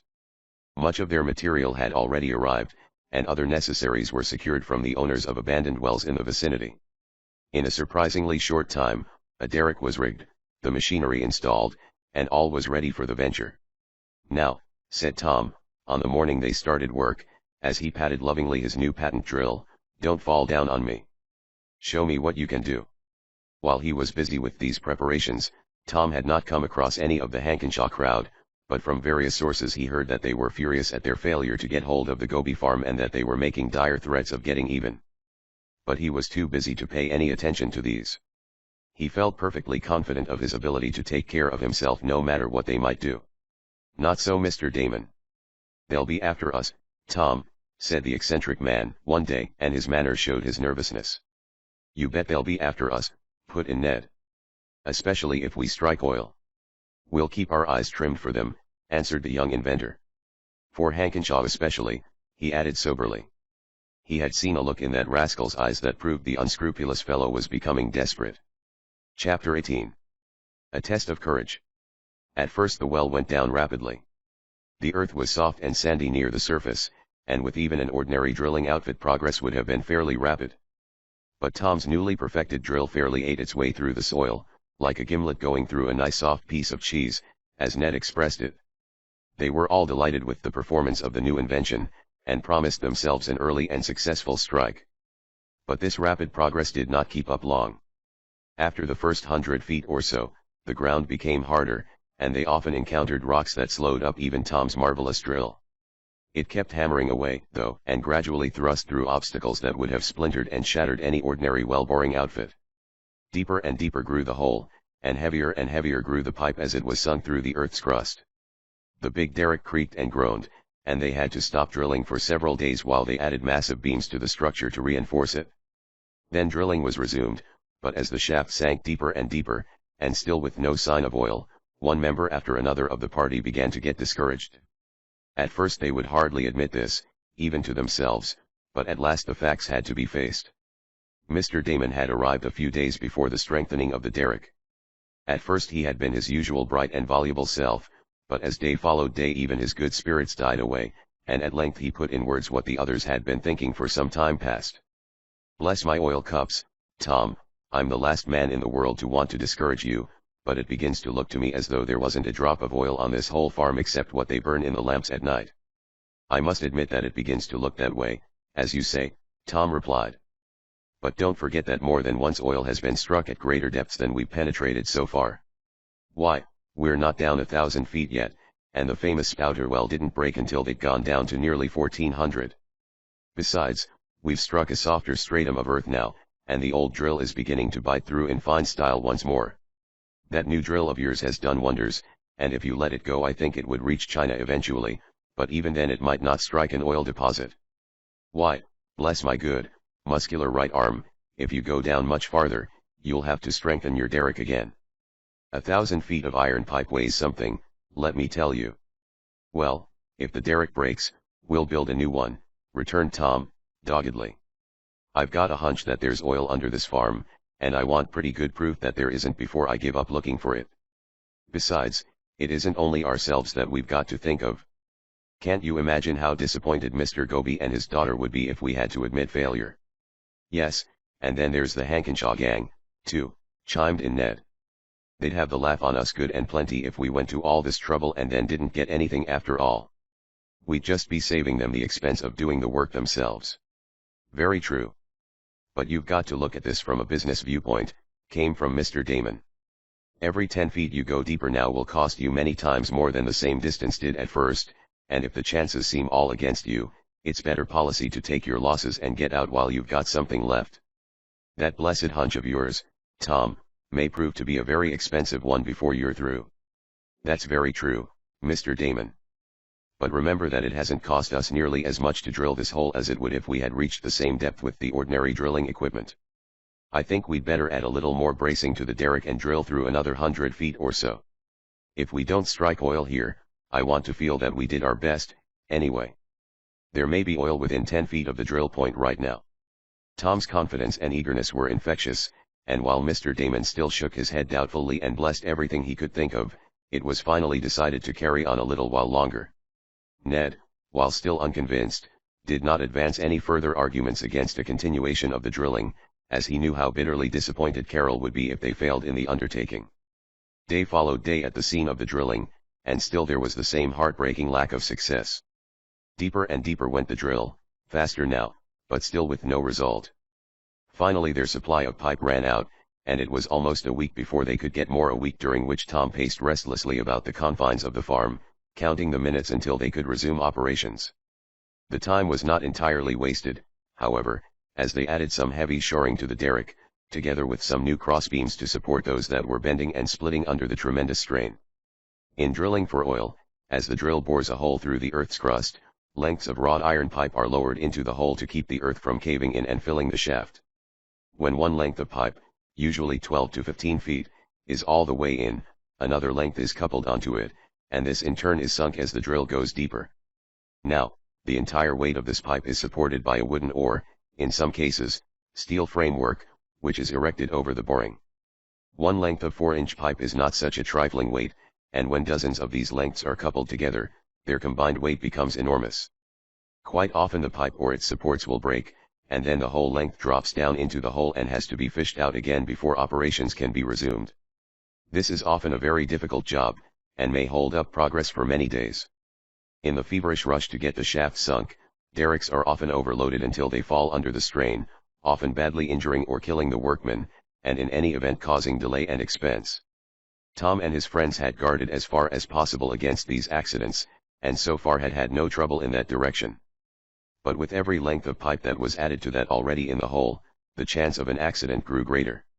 However, Tom, with characteristic grit, had determined to see the enterprise through to a finish, and the others of the party, seeing that he was not to be dissuaded, concealed as far as possible their own despondency as to the outcome. "Bless my suspenders, Tom Swift, you look as though you had lost your last friend," exclaimed Mr. Damon, one day. "The world won't come to an end just because we've happened to run out of pipe. We'll have more in a few days, and in the meantime you ought to be getting a rest instead of pacing up and down like a wild animal in its cage. You'll make yourself sick if you don't look out, bless my pillbox, but you will." "I'll get well fast enough when we strike oil," Tom assured him. "When we strike oil? Bless my timepiece. What about now?" "Now, Tom Swift." Tom laughed, but merely reiterated that he would be well enough when the oil began to flow. "That's all right. But in the meantime, why not be sociable?"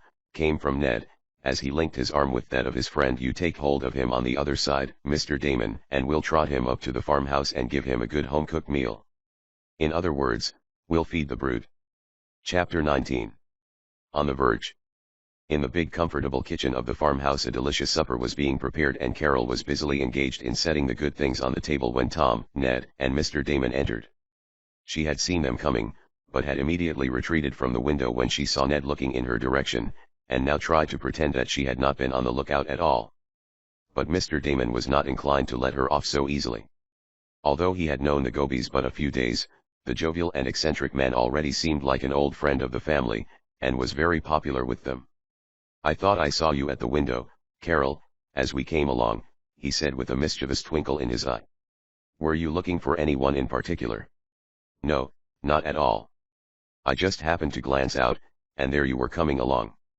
You all looked hungry, too, so I thought I'd better hurry and serve supper," she answered demurely. During the meal, Mr. Gobi dropped something of his usual sad manner and became talkative. He told them of many interesting incidents in the surrounding country, for which he entertained a deep affection, and predicted great things in the future. "The country is rich any way you look at it," he proclaimed, after they had left the table and were in the living room. "If your land is fertile, you can make money out of raising crops and cattle on the surface, and if it's barren you stand a good chance of finding riches under the surface.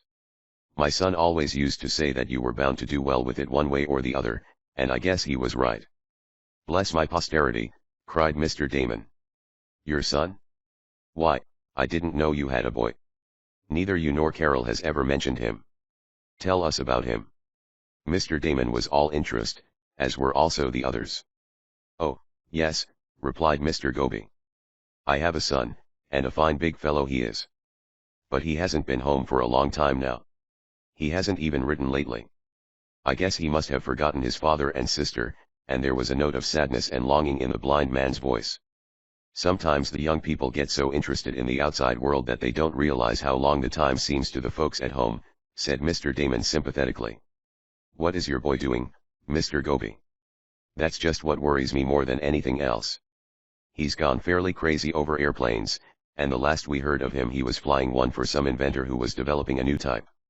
I'm afraid that he may have met with some accident, and that's why we haven't heard from him for so long." "Oh, flying in an airplane is safe enough," remarked Tom. "I've traveled a good many thousands of miles that way and never got anything worse than a scratch to show for it. What is your son's first name, Mr. Gobi? I may have heard of him somewhere. Or if I don't know him myself, I have a wide acquaintance among flying men and can make some inquiries among them." "It's an unusual name," replied the blind man.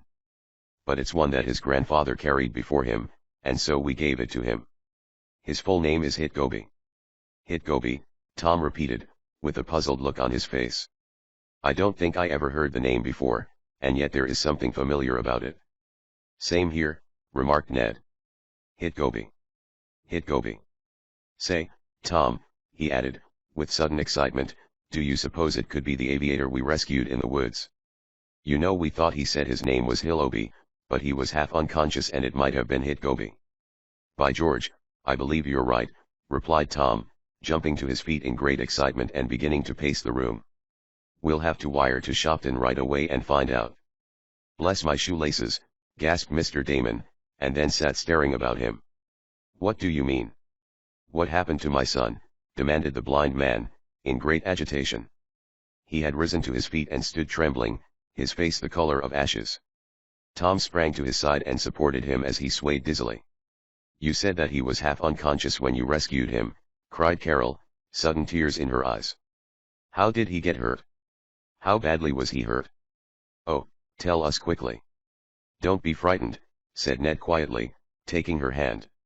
"He wasn't fatally hurt. He was getting along all right the last time we saw him. Perhaps, after all, it wasn't your brother. Have you a picture of him?" "Yes," replied Carol, her first apprehensions relieved by what Ned said. "I have one up on my bureau. I'll run up and get it." She flew upstairs, and a moment later returned with the photograph. It had evidently been taken some years before, but the likeness was undeniable. "That's the man," declared Tom, after a moment's inspection. Ned, who was looking over his shoulder, nodded in agreement. "No doubt about it. Same eyes, same nose, same shaped head." "Tell us all about it," cried Mr. Gobi and Carol in the same breath, feverish with impatience. In as few words as possible, Tom narrated the happenings of that memorable afternoon when the young aviator had fallen into the woods with his blazing plane. "Broken leg. Broken ribs. My poor brother," cried Carol, and, for a moment, her tears flowed, while Mr. Gobi only by the greatest effort kept himself from following her example. "But he's gotten all over those troubles," Tom assured them consolingly.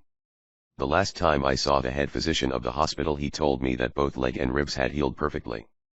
"I can't thank you two young men enough for what you have done for my poor boy," said Mr. Gobi, and Carol's eyes were bright with unspoken thanks through her tears. "But if he has got well again, why hasn't he left the hospital and come home? And why hasn't he written?" This was a poser for Tom, who had carefully avoided saying anything about Hit Gobi's mental condition.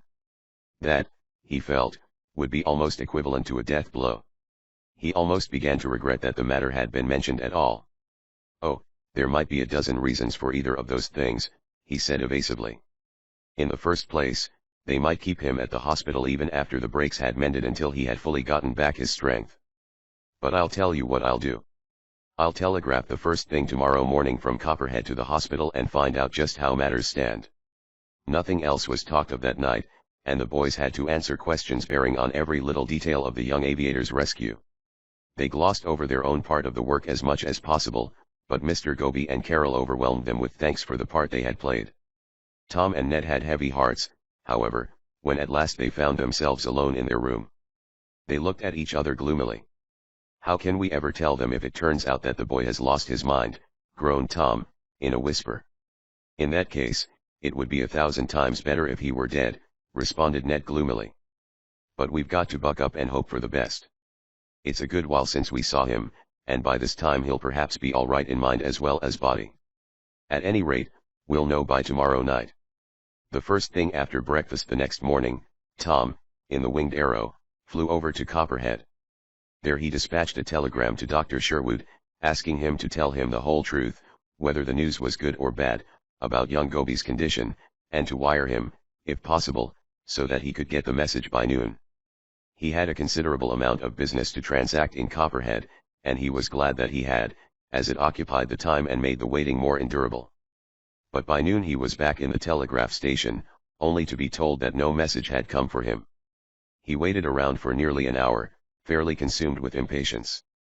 But at last the operator looked up from his clicking key. "Something for you coming in now, Mr. Swift," he announced. "I'll have it all in a minute or two." Tom hastened over and watched him as he transcribed the message and handed it to him. Tom glanced over it and let out a whoop of exultation that made the operator smile.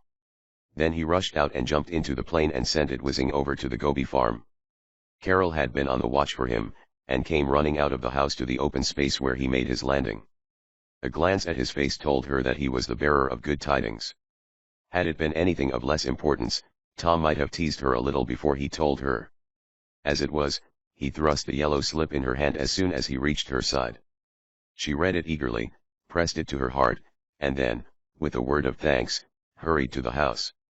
"It's all right, Father," she cried, as she burst into the living room, where the blind man was eagerly awaiting her. "Listen to this." And with hands that trembled so that she could hardly hold the paper she read. "Young Goby entirely recovered. Body and mind in perfect condition. Will leave the hospital in a day or two and go directly to his father's home. Sherwood." The blind man opened his arms and Carol sank into them, father and daughter weeping happy tears together. Tom had not followed Carol, for he knew that just then she wanted no other company than her father. He hunted up Ned and Mr. Damon and imparted the good news to them, and they had a little jubilee of their own.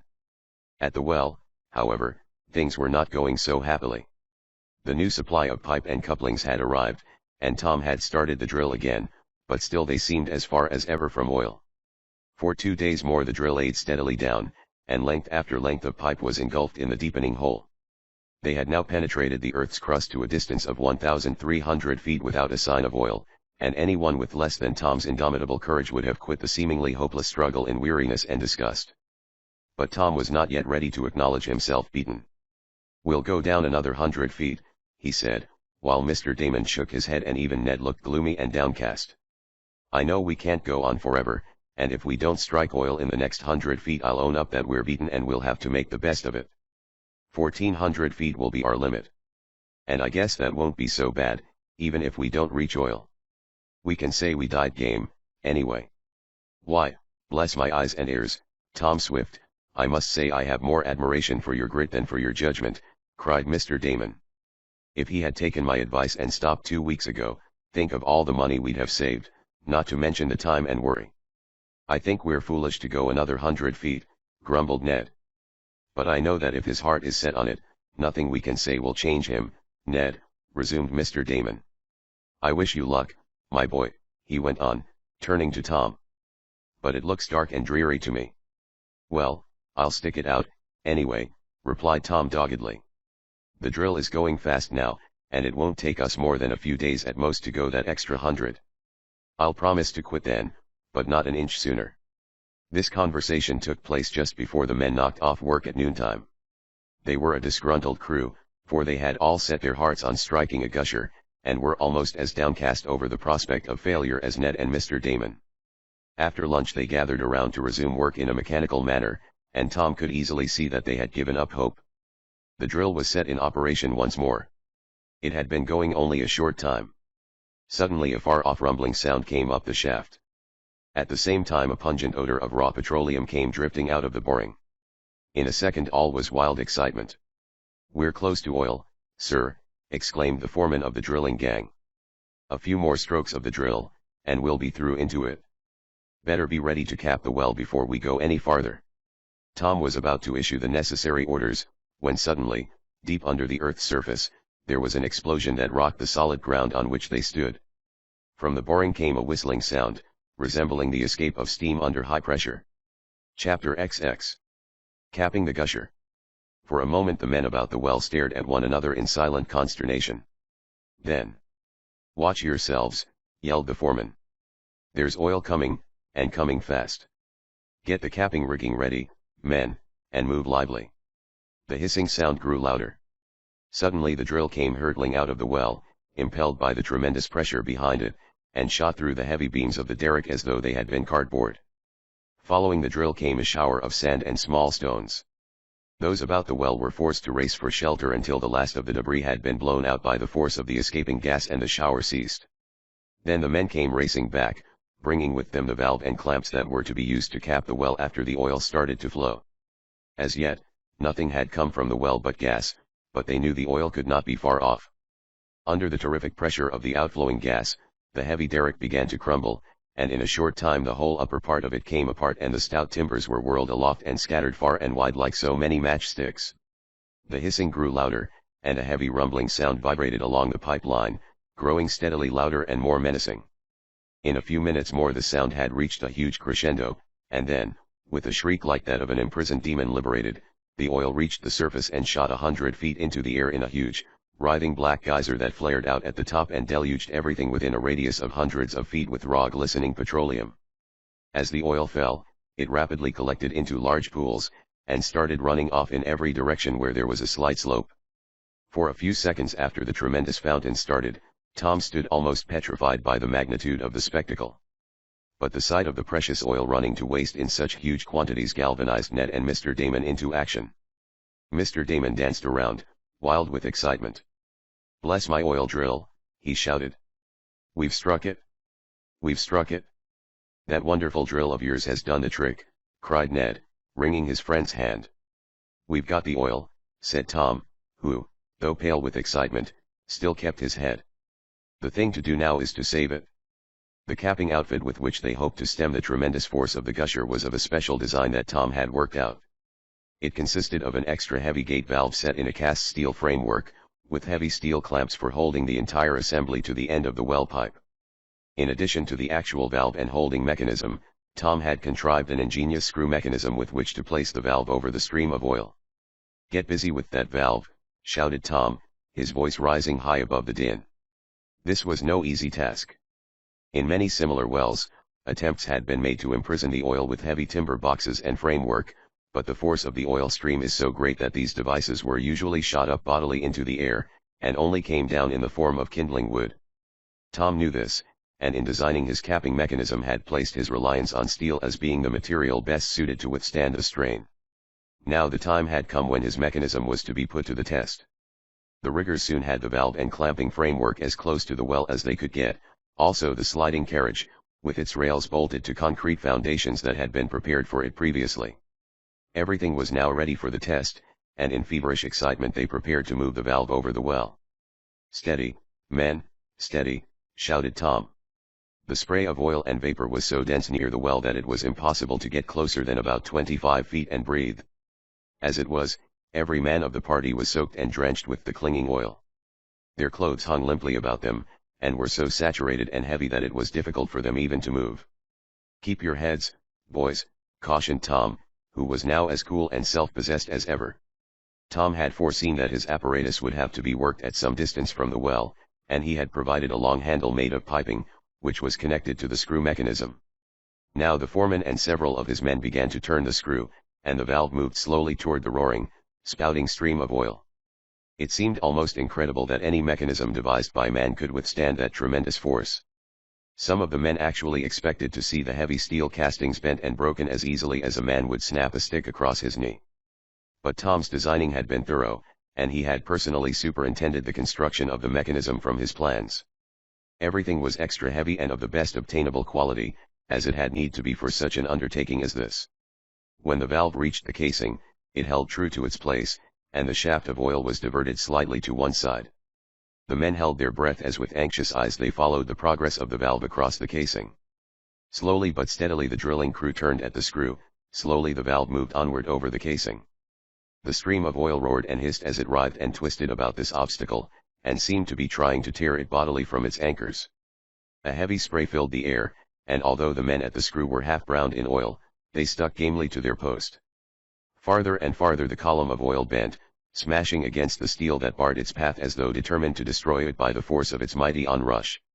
Inexorably the heavy steel carriage, man's challenge to nature's might, moved onward, as steady, unhurried, and invincible as fate itself.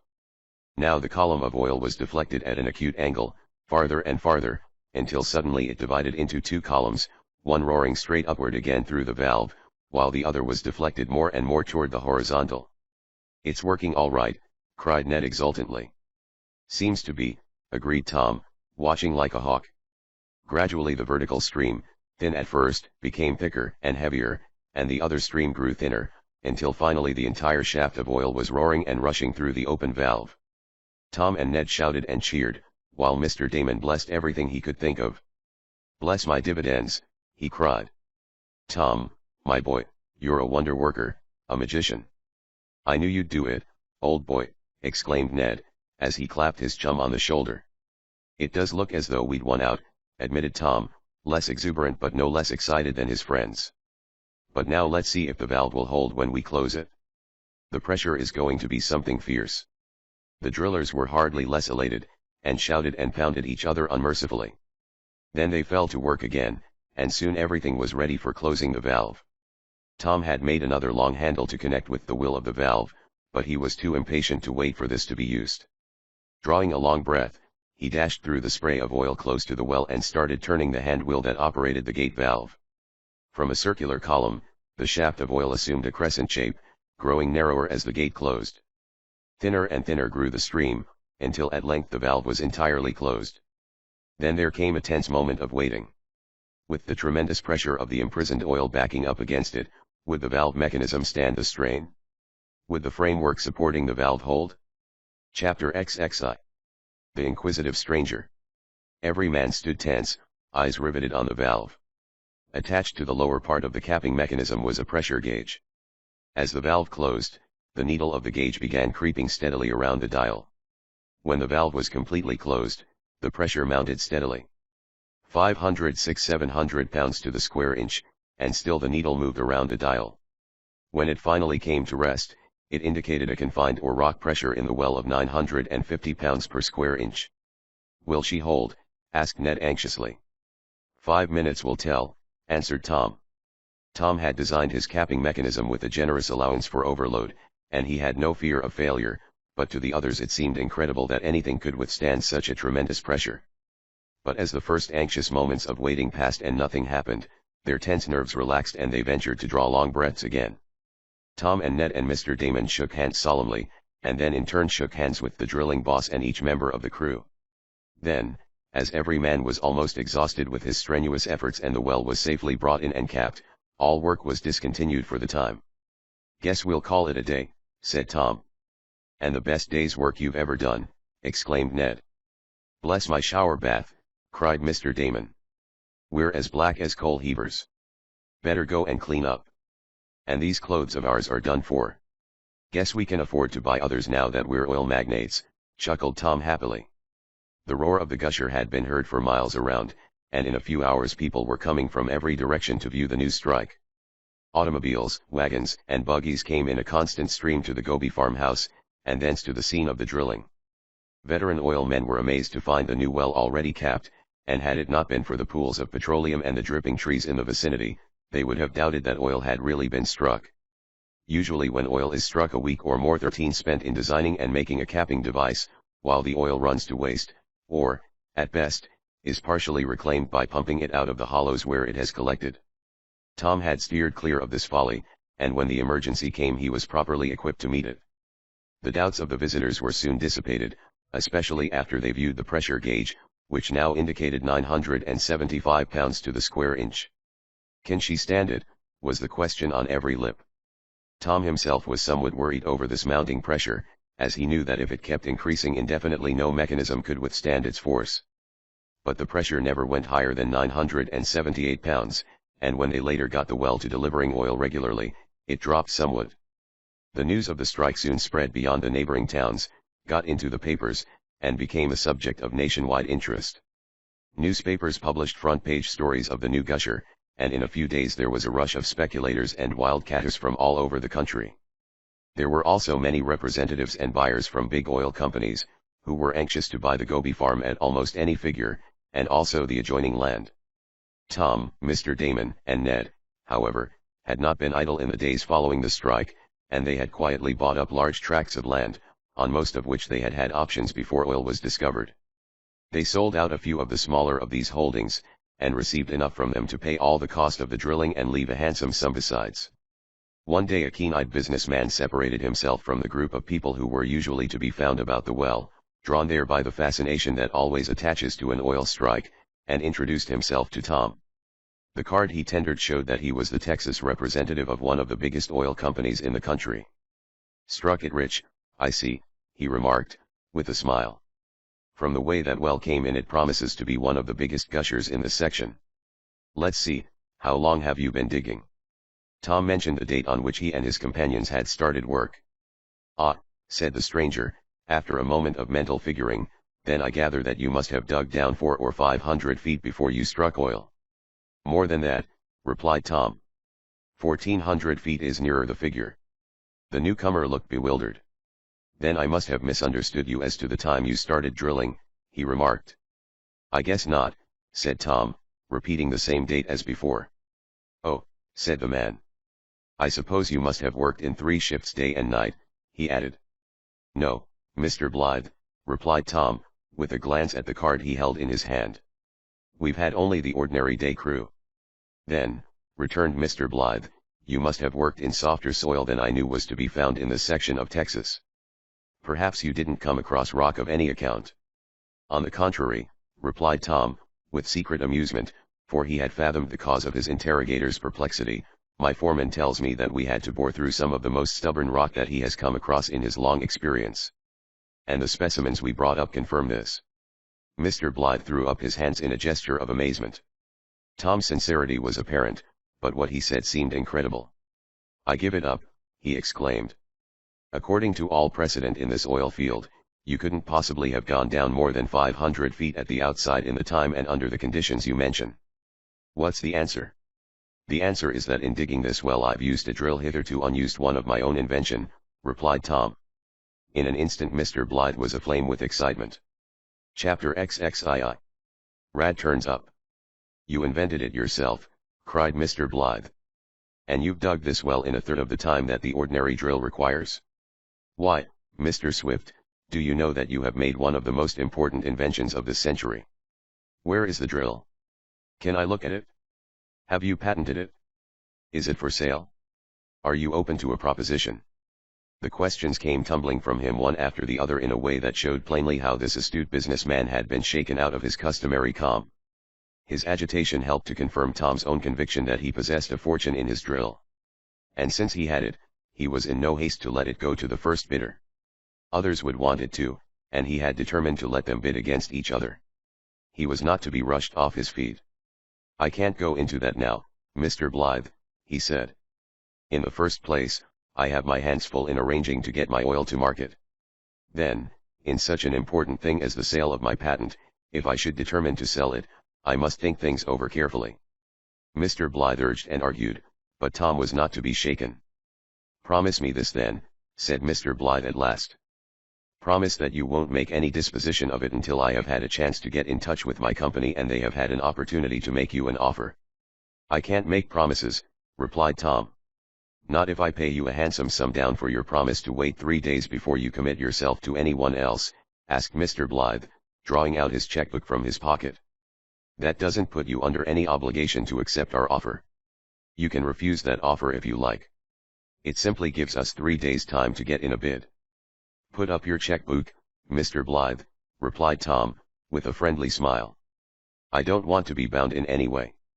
You've got the telegraph and the long-distance telephone at your disposal, and you can communicate with your New York office. When I have your actual offer in my hand, if your people choose to make one, I promise to give it fair and careful consideration. Further than that I can't go." Baffled for the moment, Mr. Blythe bade Tom a hasty farewell, jumped into his car, and put off toward Copperhead at a speed that threatened to break the laws. Tom looked after him with a smile, and then turned to matters that claimed his immediate attention. Ned and Mr. Damon were interested and amused when Tom told them that night of his interview with Mr. Blythe.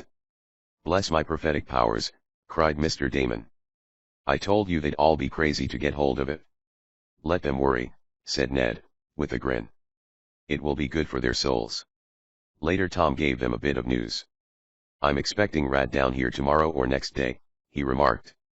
"It looks as though we'd be in this part of the country for quite a time now, and I thought I might as well let him come along. In the last letter I had from Dad, he said that Rad seemed miserable and didn't know what to do with himself. Said he was making a nuisance of himself about the house. So I wrote and told him to send him down." Sure enough, the following day the old Negro arrived at the farm. Tom had looked for him by a later train, and so there was no one to meet Rad, and he had walked the 4 miles from the station. He was overjoyed at seeing Tom, and showed every tooth in a glistening smile as his young master met him at the gate. "Dis show am a sight fo sore eyes, Moss Tom, it show am. Seemed like I wouldn't never get here, and den some fool nigga down into town give me the wrong directions, and I thought I never would arrive. Well, I'm mighty glad that you are here, Rad. I felt sure that you'd like this better than loafing around back home. How do you like the little you've seen of this oil country?" "Can't say dat I inks much of it," he replied, with a gloomy shake of his kinky head. "It seems powerful hilly and all dat, but I reckon it can't be helped." "No," laughed Tom.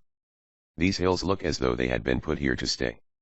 But there's plenty to eat, and Mr. Goby's daughter is a good housekeeper and has a fine cook, so possibly you'll come to like it better after a while." "There's nothing like having plenty to eat," declared Rad, while his glistening countenance assumed its usual happy expression. "'Pears to me I feels a bit hungry right now," and he looked hopefully at Tom. "I imagine dinner will be ready in about an hour, if you think you can survive that long," Tom informed him. "Reckon I'll have to stick it out some way," answered the colored man resignedly. "Where it am dis your oil well, Moss Tom?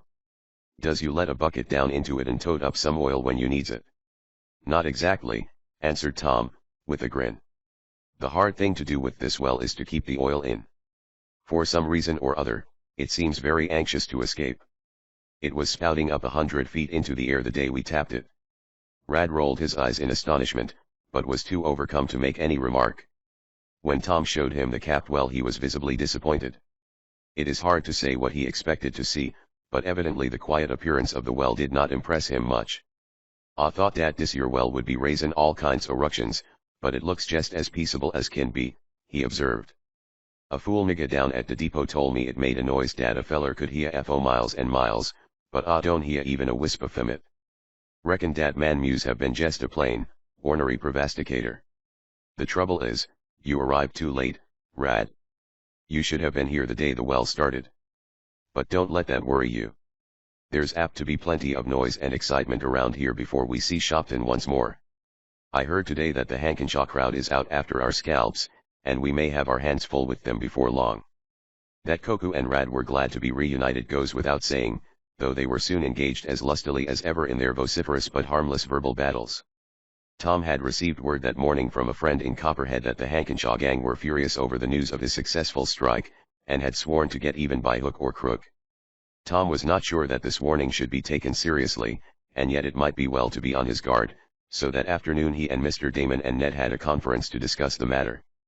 They decided that about all they could do was to keep a wary eye out for the first hostile move of their enemies, and trust to outwitting them if they could.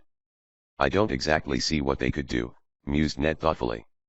"Of course, there's always the possibility of personal violence," returned Tom. "I know that Hankenshaw hates me like poison and he wouldn't weep any bitter tears if something happened to me. But I've handled him before and I can handle him again if he starts anything." "I know," faltered Ned. "But he's slippery and underhanded, and he might not face you in the open," put in Mr. Damon anxiously. "There are a lot of desperate characters hanging around every new oil field, and he might hire some of them to do what he wouldn't dare to do himself. Be on your guard, my boy. Hankenshaw is a man to be reckoned with." Chapter XXIII. A dastardly plot. Hankenshaw was indeed a man to be reckoned with. He was of a sullen and revengeful nature, and prided himself on always getting even with anyone who crossed his will. For Tom and his friends he entertained an especially bitter feeling, not only because of the clashes at Shopton, but also because he had succeeded in persuading himself that Tom had double-crossed him in getting the rights to the drilling on the Gobi farm. In reality, Tom had been moved more by a desire to protect the blind man from being swindled than by a wish for his own personal gain. However, as is common with men of his sort, Hankenshaw judged Tom by his own warped and twisted standards, and even before oil had been struck on the Gobi farm he was planning to have revenge for the fancied injury. But when he learned that Tom had actually struck a gusher, his anger and chagrin knew no bounds. He saw the riches that he had thought to pocket himself going to others, and the sight drove him fairly wild with rage. He immediately called his confederates together, that they might plan some way to bring about Tom's downfall. They gathered in Hankenshaw's room at the hotel one evening about a week after the well had been tapped. Hankenshaw's partners were almost as bitter as he over their loss of the big gusher, and were prepared to follow him in any enterprise that promised revenge. Hankenshaw, as the more forceful, had taken Thompson's place as leader, and he was the one who opened the conference. "Well, boys, we've been done to the Queen's taste," he began, as he smoked his vile pipe furiously.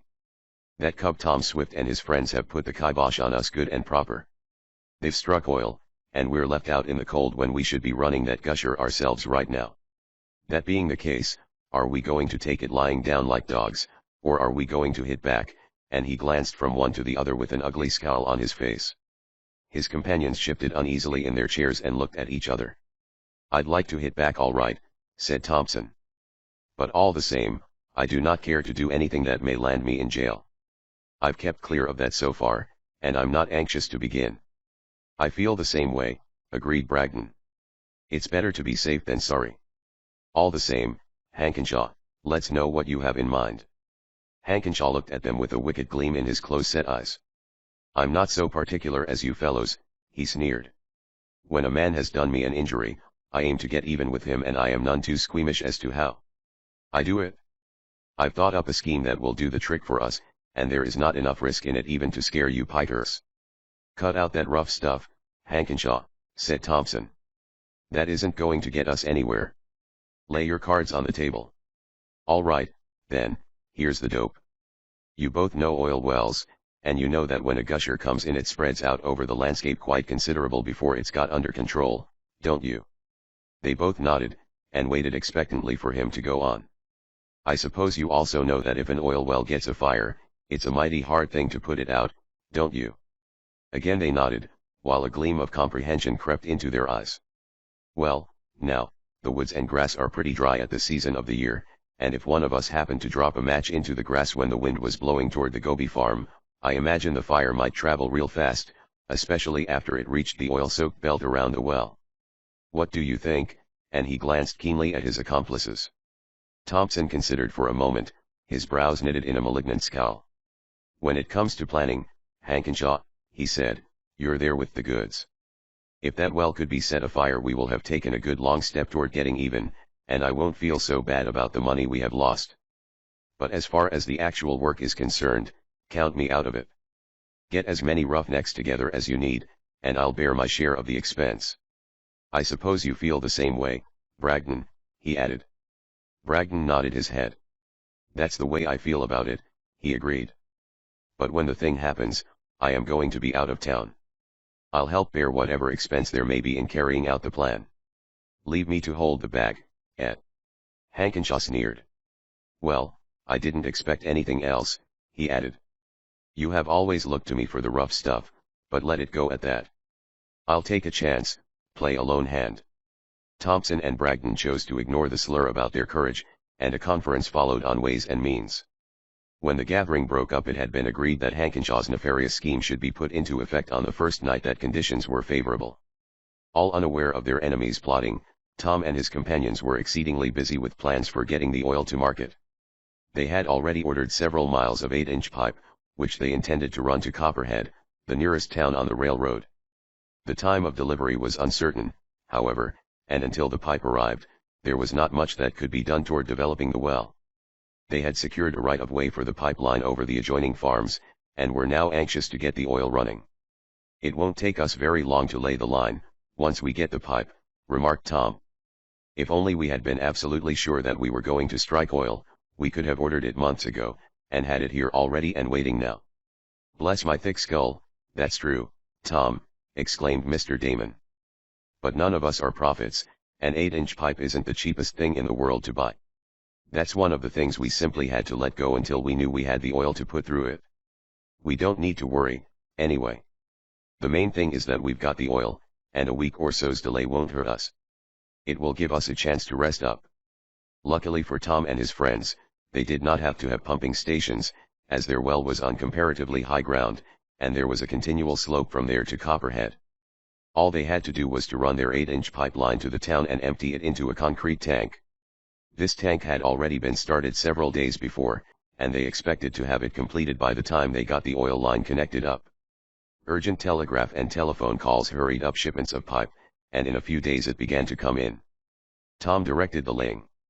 The men all liked the young inventor and worked willingly and untiringly at his bidding, but at best it was slow work getting those 4 miles of pipe laid. In spite of his desire for speed, Tom would not allow any careless work, and each joint had to be made to his satisfaction before another could be bolted up. They laid the pipe in shallow trenches and covered it a few inches deep with dirt. Length after length, it grew steadily. It looked like plain sailing then, but for some unexplainable reason, after they had started the line from the well, the valve started to leak. Probably the tremendous pressure of the oil behind it had opened up some little flaw in the gate or seat, and oil started coming through, not in any great quantity, to be sure, but still there was a constant stream, which ran through the pipe and made it difficult to join the sections together and kept the men constantly dripping with the thick brown liquid. Tom would not admit it, but he was worried. He knew that the leak might get worse, that the valve might give out altogether and release the imprisoned oil. His first act was to telegraph for a new valve. After that, he gave orders to have the new pipeline disconnected close to the well. This stopped the oil running through the line, but of course it ran out into the ground instead and trickled down the hill in every direction. However, the leakage was not large as yet, and if it got no worse would not be a serious thing. It meant some loss of oil, but it would be for only a few days, until they could get the line connected to the tank in Copperhead. Bless my forebodings. I don't like it, just the same, said Mr. Damon, with a shake of his head. It takes away my confidence, Tom. If that valve can leak a little, it can leak a lot, and I expect almost any old time to hear it let go. It's possible, admitted Tom. No use worrying about it, though. I don't like to see our good oil going to waste any more than you do, but I guess it won't amount to very much, after all. There'll be plenty left in the well, Mr. Damon. Dat stuff don't look like oil, nohow, said Rad, who was an interested spectator of all that was going on. Dat looks like good old molasses to me. Well, maybe it is, said Tom. Taste it and see, Rad. Rad did as he was bidden, but instantly made a terrible face and looked reproachfully at the young inventor. Is it molasses, Rad? Asked Tom, trying hard to keep a straight face. No, sah, dat ain't no molasses. It's the worst stuff dat dis nigga ever tasted, and I don't want no mo of it. Guess I'll have to take a good swig o' at it to get the taste out'n my mouth, and Rad made for the water bucket. Live and learn, laughed Mr. Damon, his anxiety over the leak forgotten for the moment. Bless you, Rad, things aren't always what they seem. I believes you all now, Mr. Damon, said the old Negro, as he ruefully scrubbed at his lips in an effort to get rid of the taste. Next time I'll let some odder fool nigga do the samplin'. That night at the farmhouse, while the others of the company were chatting about the events of the day, Mr. Damon stepped to the window to take note of the weather, as he was accustomed to do. As he reached the window he gave a startled exclamation. Bless my fire insurance, he cried. There's a big fire. Looks as though it might be in Copperhead, only it's hardly far enough away for that. At his words, the others jumped up and crowded to the window. I should say it isn't as far as Copperhead, ejaculated Tom. Why, that fire is close, and getting closer every minute, and he dashed out of the house, followed by the others. In the north was a lurid glare, growing brighter every moment. A fresh breeze blew toward them, bearing a stifling smoke, with now and then a floating spark. The long, dry grass was on fire, and, blown by a lively breeze, was rapidly approaching the oil well. Chapter XXIV. Fighting the fire. The well, shouted Tom. It's coming toward the well. Terror gripped at the hearts of all. The men stood for an instant as though paralyzed. Carol wrung her hands in anguish. With this wind blowing, Nothing can stop it, groaned Mr. Damon, his face white with excitement. But even if it gets that far, the well is capped, exclaimed Ned, catching at a shred of hope. It'll catch fire just the same, said Tom, as he remembered the leaking gate valve and the oil-soaked hillside. Once let the flames begin to lick round that casing, and there'll be a tremendous explosion. Don't let's fool ourselves. We've got to stop it, got to stop it. Carol, you run to the phone. Call up the neighbors. Call up Copperhead. Get all the firefighters you can. You men come with me. Hankenshaw and his gang had done their work well. The night was an ideal one for their project, the wind being strong and from the north where there were dense thickets and many trees to furnish fuel for the fire, which was now advancing at terrifying speed. Everybody get shovels, yelled Tom. I'll get the men up, and he dashed toward the cabin where the drillers slept. Usually, Coco slept there too, and Tom hoped to find him, for he knew what the giant's great strength and tireless endurance were worth in an emergency. Luckily Coco was in the cabin with the men, but it was almost impossible to get him awake. The others had all rushed out with shovels and axes before Tom finally shook him into consciousness. What's matter? He muttered, as he scrambled sleepily to his feet. Time, get up. You bet it is high time, replied Tom, and the excitement in his voice effectually aroused the faithful giant.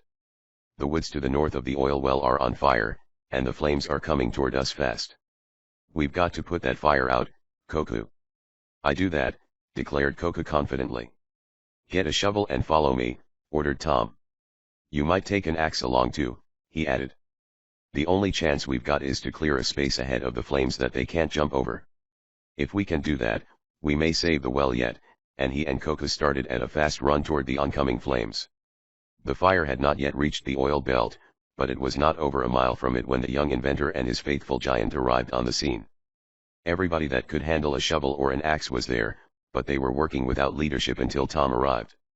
He took control at once, and in a few minutes everybody knew just what he was expected to do. By this time the heat of the fire was intense, and the smoke enveloped those fighting it in a stifling cloud. Hot sparks and embers floated over their heads, and threatened at any moment to kindle new fires nearer the oil well. Tom detailed 3 of the drillers to watch for these incipient fires and smother them or beat them out before they got serious. Ned and Mr. Damon, together with the rest of the drilling gang and such of the neighbors as had come to help, he put to work digging ditches and clearing the ground in the path of the approaching flames of its dried underbrush, while he and Coco set about chopping down some of the trees that grew on the hillside. They were not large trees, scarcely more than saplings in fact, but there were a great many of them. Now, Coco, shouted Tom, work as you've never worked before. Me too, answered the giant, as he tightened his hold on the axe. Tom himself was an expert at wielding an axe, and he swung with a tireless stroke that soon showed results, but for every sapling that he brought down Coco felled too. In the red glare of the oncoming fire the giant worked like a demon, his great muscles swelling and nodding as he swung the blade of his axe in gleaming circles. The heat increased until it became so unbearable that everybody else had to fall back, but he hardly seemed to feel it. He kept at work until the fire was almost on top of him, and Tom yelled to him to come back. But by that time they had cut a long swath along the side of the hill between the fire and the well. Other workers had pretty well cleared up the underbrush and drawn the bulk of it back, apparently out of the reach of the oncoming flames. But they had reckoned without the wind, which blew strongly and fanned the fire into a fury that recognized no check. As it reached the edge of the cleared space it died down slightly while it ate along the edge as though it were endowed with intelligence and was seeking out the easiest place to cross. The scorched and weary firefighters leaned on their tools and waited with nerves tense to see if their efforts had prevailed. Had the night been still, the red enemy would have been conquered then and there from lack of fuel to feed upon, but the wind rose until it reached half a gale and carried on its wings blazing leaves and twigs that alighted on the far side of the cleared space. Here the fire found fresh fuel to feed upon, and resumed its devastating march toward the oil well. Some of the firefighters were ready to throw down their tools and admit defeat. They had seen the fire demon at work before, and they knew how hard it was to bar his progress. Had it been left to them, they would have given in to what they considered the inevitable, and accepted defeat. But Tom, like a famous American commander, had just begun to fight. "Come on up farther, and we'll try again," he yelled. "The wind is dying down a little, and this time we may stop it." But this time he resorted to a stronger force than mere human labor. In a shack not far from the well was stored some nitroglycerin, which they had bought when it seemed as though they might have to explode it to strike oil. It was not needed at that time, but now the thought of it flashed through Tom's mind, and he resolved to try it. He figured that by exploding the powerful nitroglycerin he could plow up a deep and wide trench that might effectually prevent the further progress of the fire. "Come on, Koku," he shouted, "I've got a job for you." Followed by his giant retainer, he set off for the storage shack. When they reached it, Tom reached in his pocket for the key to the padlock. He fumbled about, but the key was gone, lost in the mad activities of that lurid night. "We're up against it now, Koku," exclaimed the young inventor, in desperation. "We've got to get into that shack, but the key is lost, and that's a strong padlock. How are we going to do it?" For answer, Koku seized the padlock and, placing his foot against the door jamb, pulled until his powerful muscles stood out in ridges. There came a screech of nails being drawn through wood, padlock and hasp came flying off the door, while Koku staggered backward and almost fell from the force of his own exertions. "Good enough," exclaimed Tom. "Now, Koku, this is dangerous stuff to handle. If we fall with it, they'll never be able to find the pieces. Are you game to take the chance?"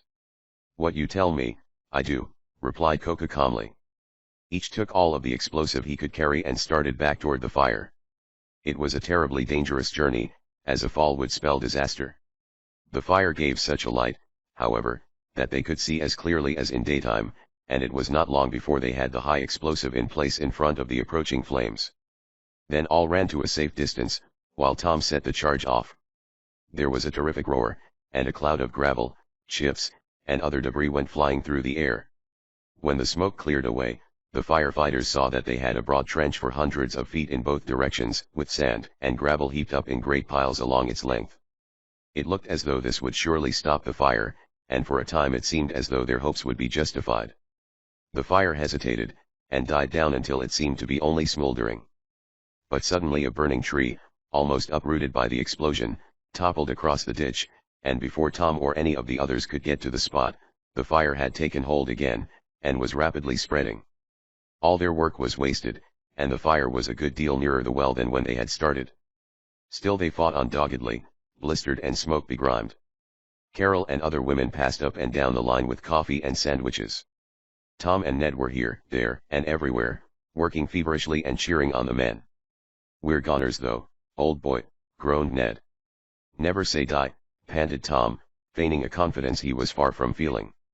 "We'll beat it yet." But when the morning came, the fire was still gaining only by inches now in the desperate battle, but gaining. The gallant host of weary men still fought on, but they fought like men at bay, looking into the fiery eyes of doom. Chapter XXV. Victory. Tom was as near despair as he ever permitted himself to be. It looked as though the well was doomed. Even though it was capped, he knew that if it became the center of those devouring flames, the steel would melt and the fire come in contact with the oil. And this meant a catastrophe so appalling that none could foresee the consequences. But it was not in his nature to quit, and he cudgeled his brain desperately to find some way of averting the calamity. Suddenly a thought came to him like an inspiration. "Come along, Ned." "You too, Koku," he shouted. "Mr. Damon, you keep the men working." And without waiting for an answer, the young inventor started on a run for the winged arrow. Ned and Koku were close on his heels when he reached the giant plane. Fortunately, it was always kept in readiness for instant flight.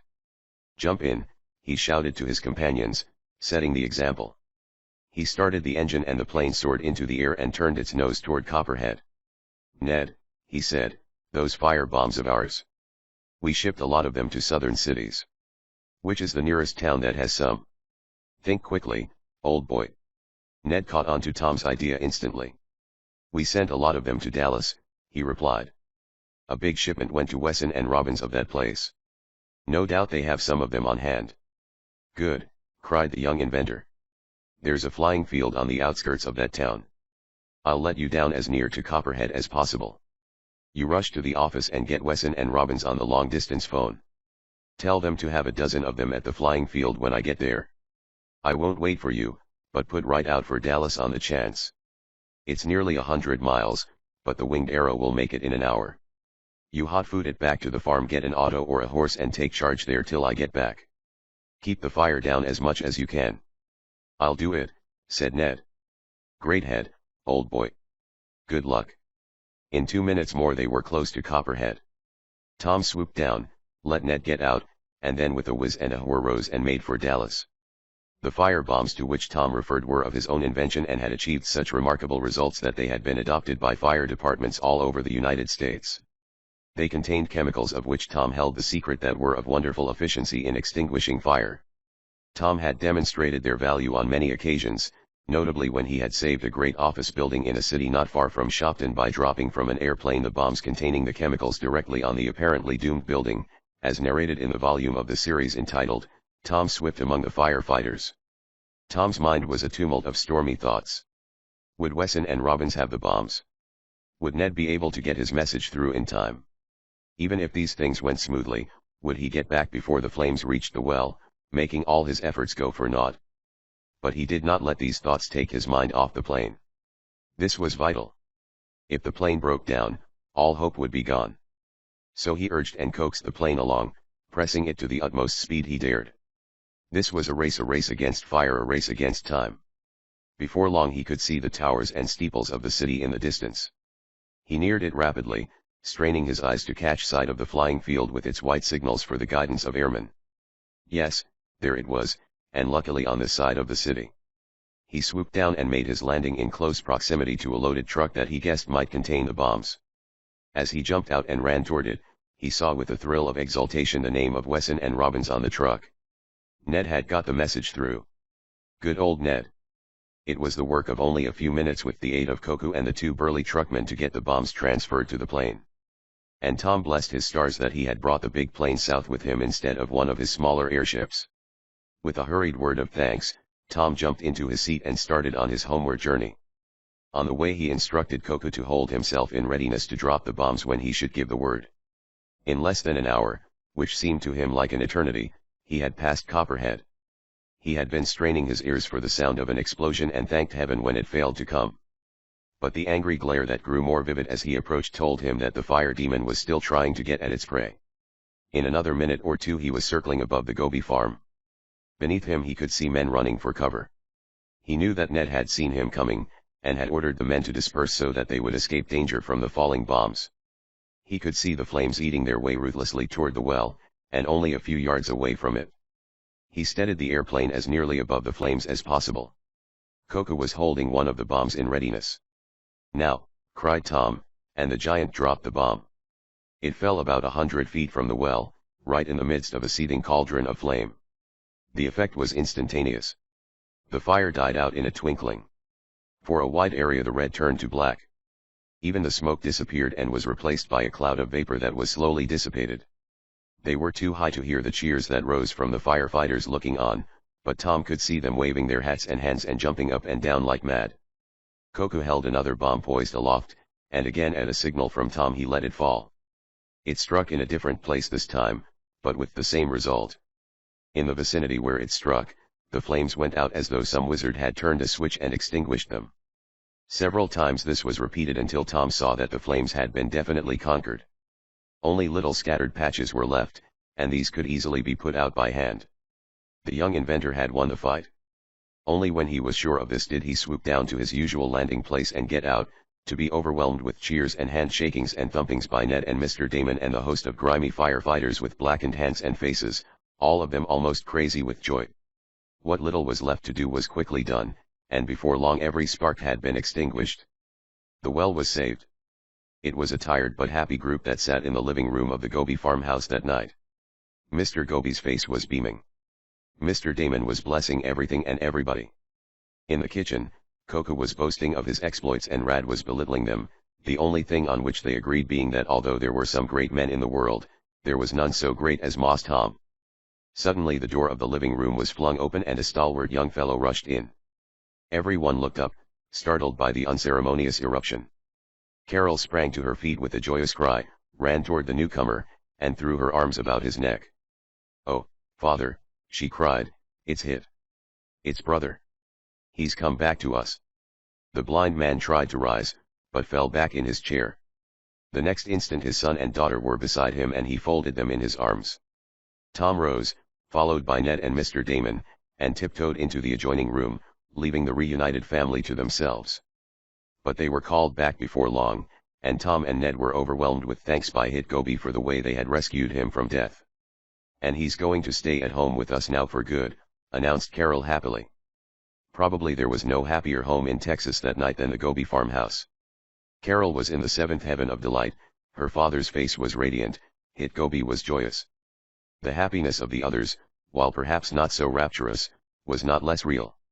And Tom, among the intervals of talk and laughter, was thinking of Mary. He was counting the hours before he could be back with her and share with her his triumphs. But before that wished-for moment could be reached, there were many things that imperatively claimed his attention. He had a fortune in his will and in the other leases and purchases he had made in connection with his associates. And there was another fortune, and perhaps a bigger one, in that marvelous drill, whose achievements had so interested the captains of finance that offers for the patent rights were beginning to flow in on him from all directions. The first, and so far the best one, was from the company represented by Mr. Blythe. Some of these things had to be attended to by Tom personally and at once, but whatever was possible he left to Ned and Mr. Damon to adjust. He had put inquiries on foot to find out the source of the mysterious fire, and one day was apprised by Judge Wilson that Hankenshaw had been arrested. One of the Confederates he had employed had been arrested for another offense, and with the hope of getting a lighter sentence had revealed the incendiary plot. Warrants were out also for Thompson and Bragdon, but those worthies had already put half a continent between them and their pursuers and had not yet been apprehended. Hankenshaw, however, was less lucky, and some time later was tried and sent to prison for a 5-year term. "That's one rascal that's got his deserts," remarked Tom. "Not by a jugful," exclaimed Ned. "He ought to have got twice as much."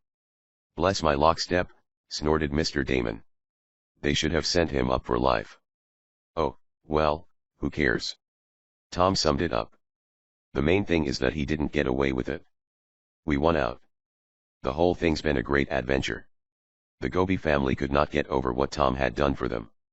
'You're a friend worth having,' was the way Hit Goby expressed himself. 'If it wasn't for you, I don't know where I'd be today. Most likely in the cemetery.'" "Oh, perhaps not as bad as that," returned the young inventor modestly. "And see what he has done for the whole family," cried Carol, her eyes sparkling. "Why, this oil is going to make father rich." "It's making us rich, too," said Tom. "But think of what might have happened if we had put ourselves in the hands of those rascals," came from Mr. Goby. "I tell you, Tom Swift, you are one young man out of a million." "The best ever," murmured Hit. "I'll bank on him every time." "So will I," laughed Ned. Tom could not stand all this praise, so he merely smiled and turned away. Yet it pleased him greatly. Other adventures are still in store for Tom Swift, but these must be kept for another volume. For the present we will leave him with his great success in making a wonderful improvement in oil well machinery and bringing in his great oil gusher. The end.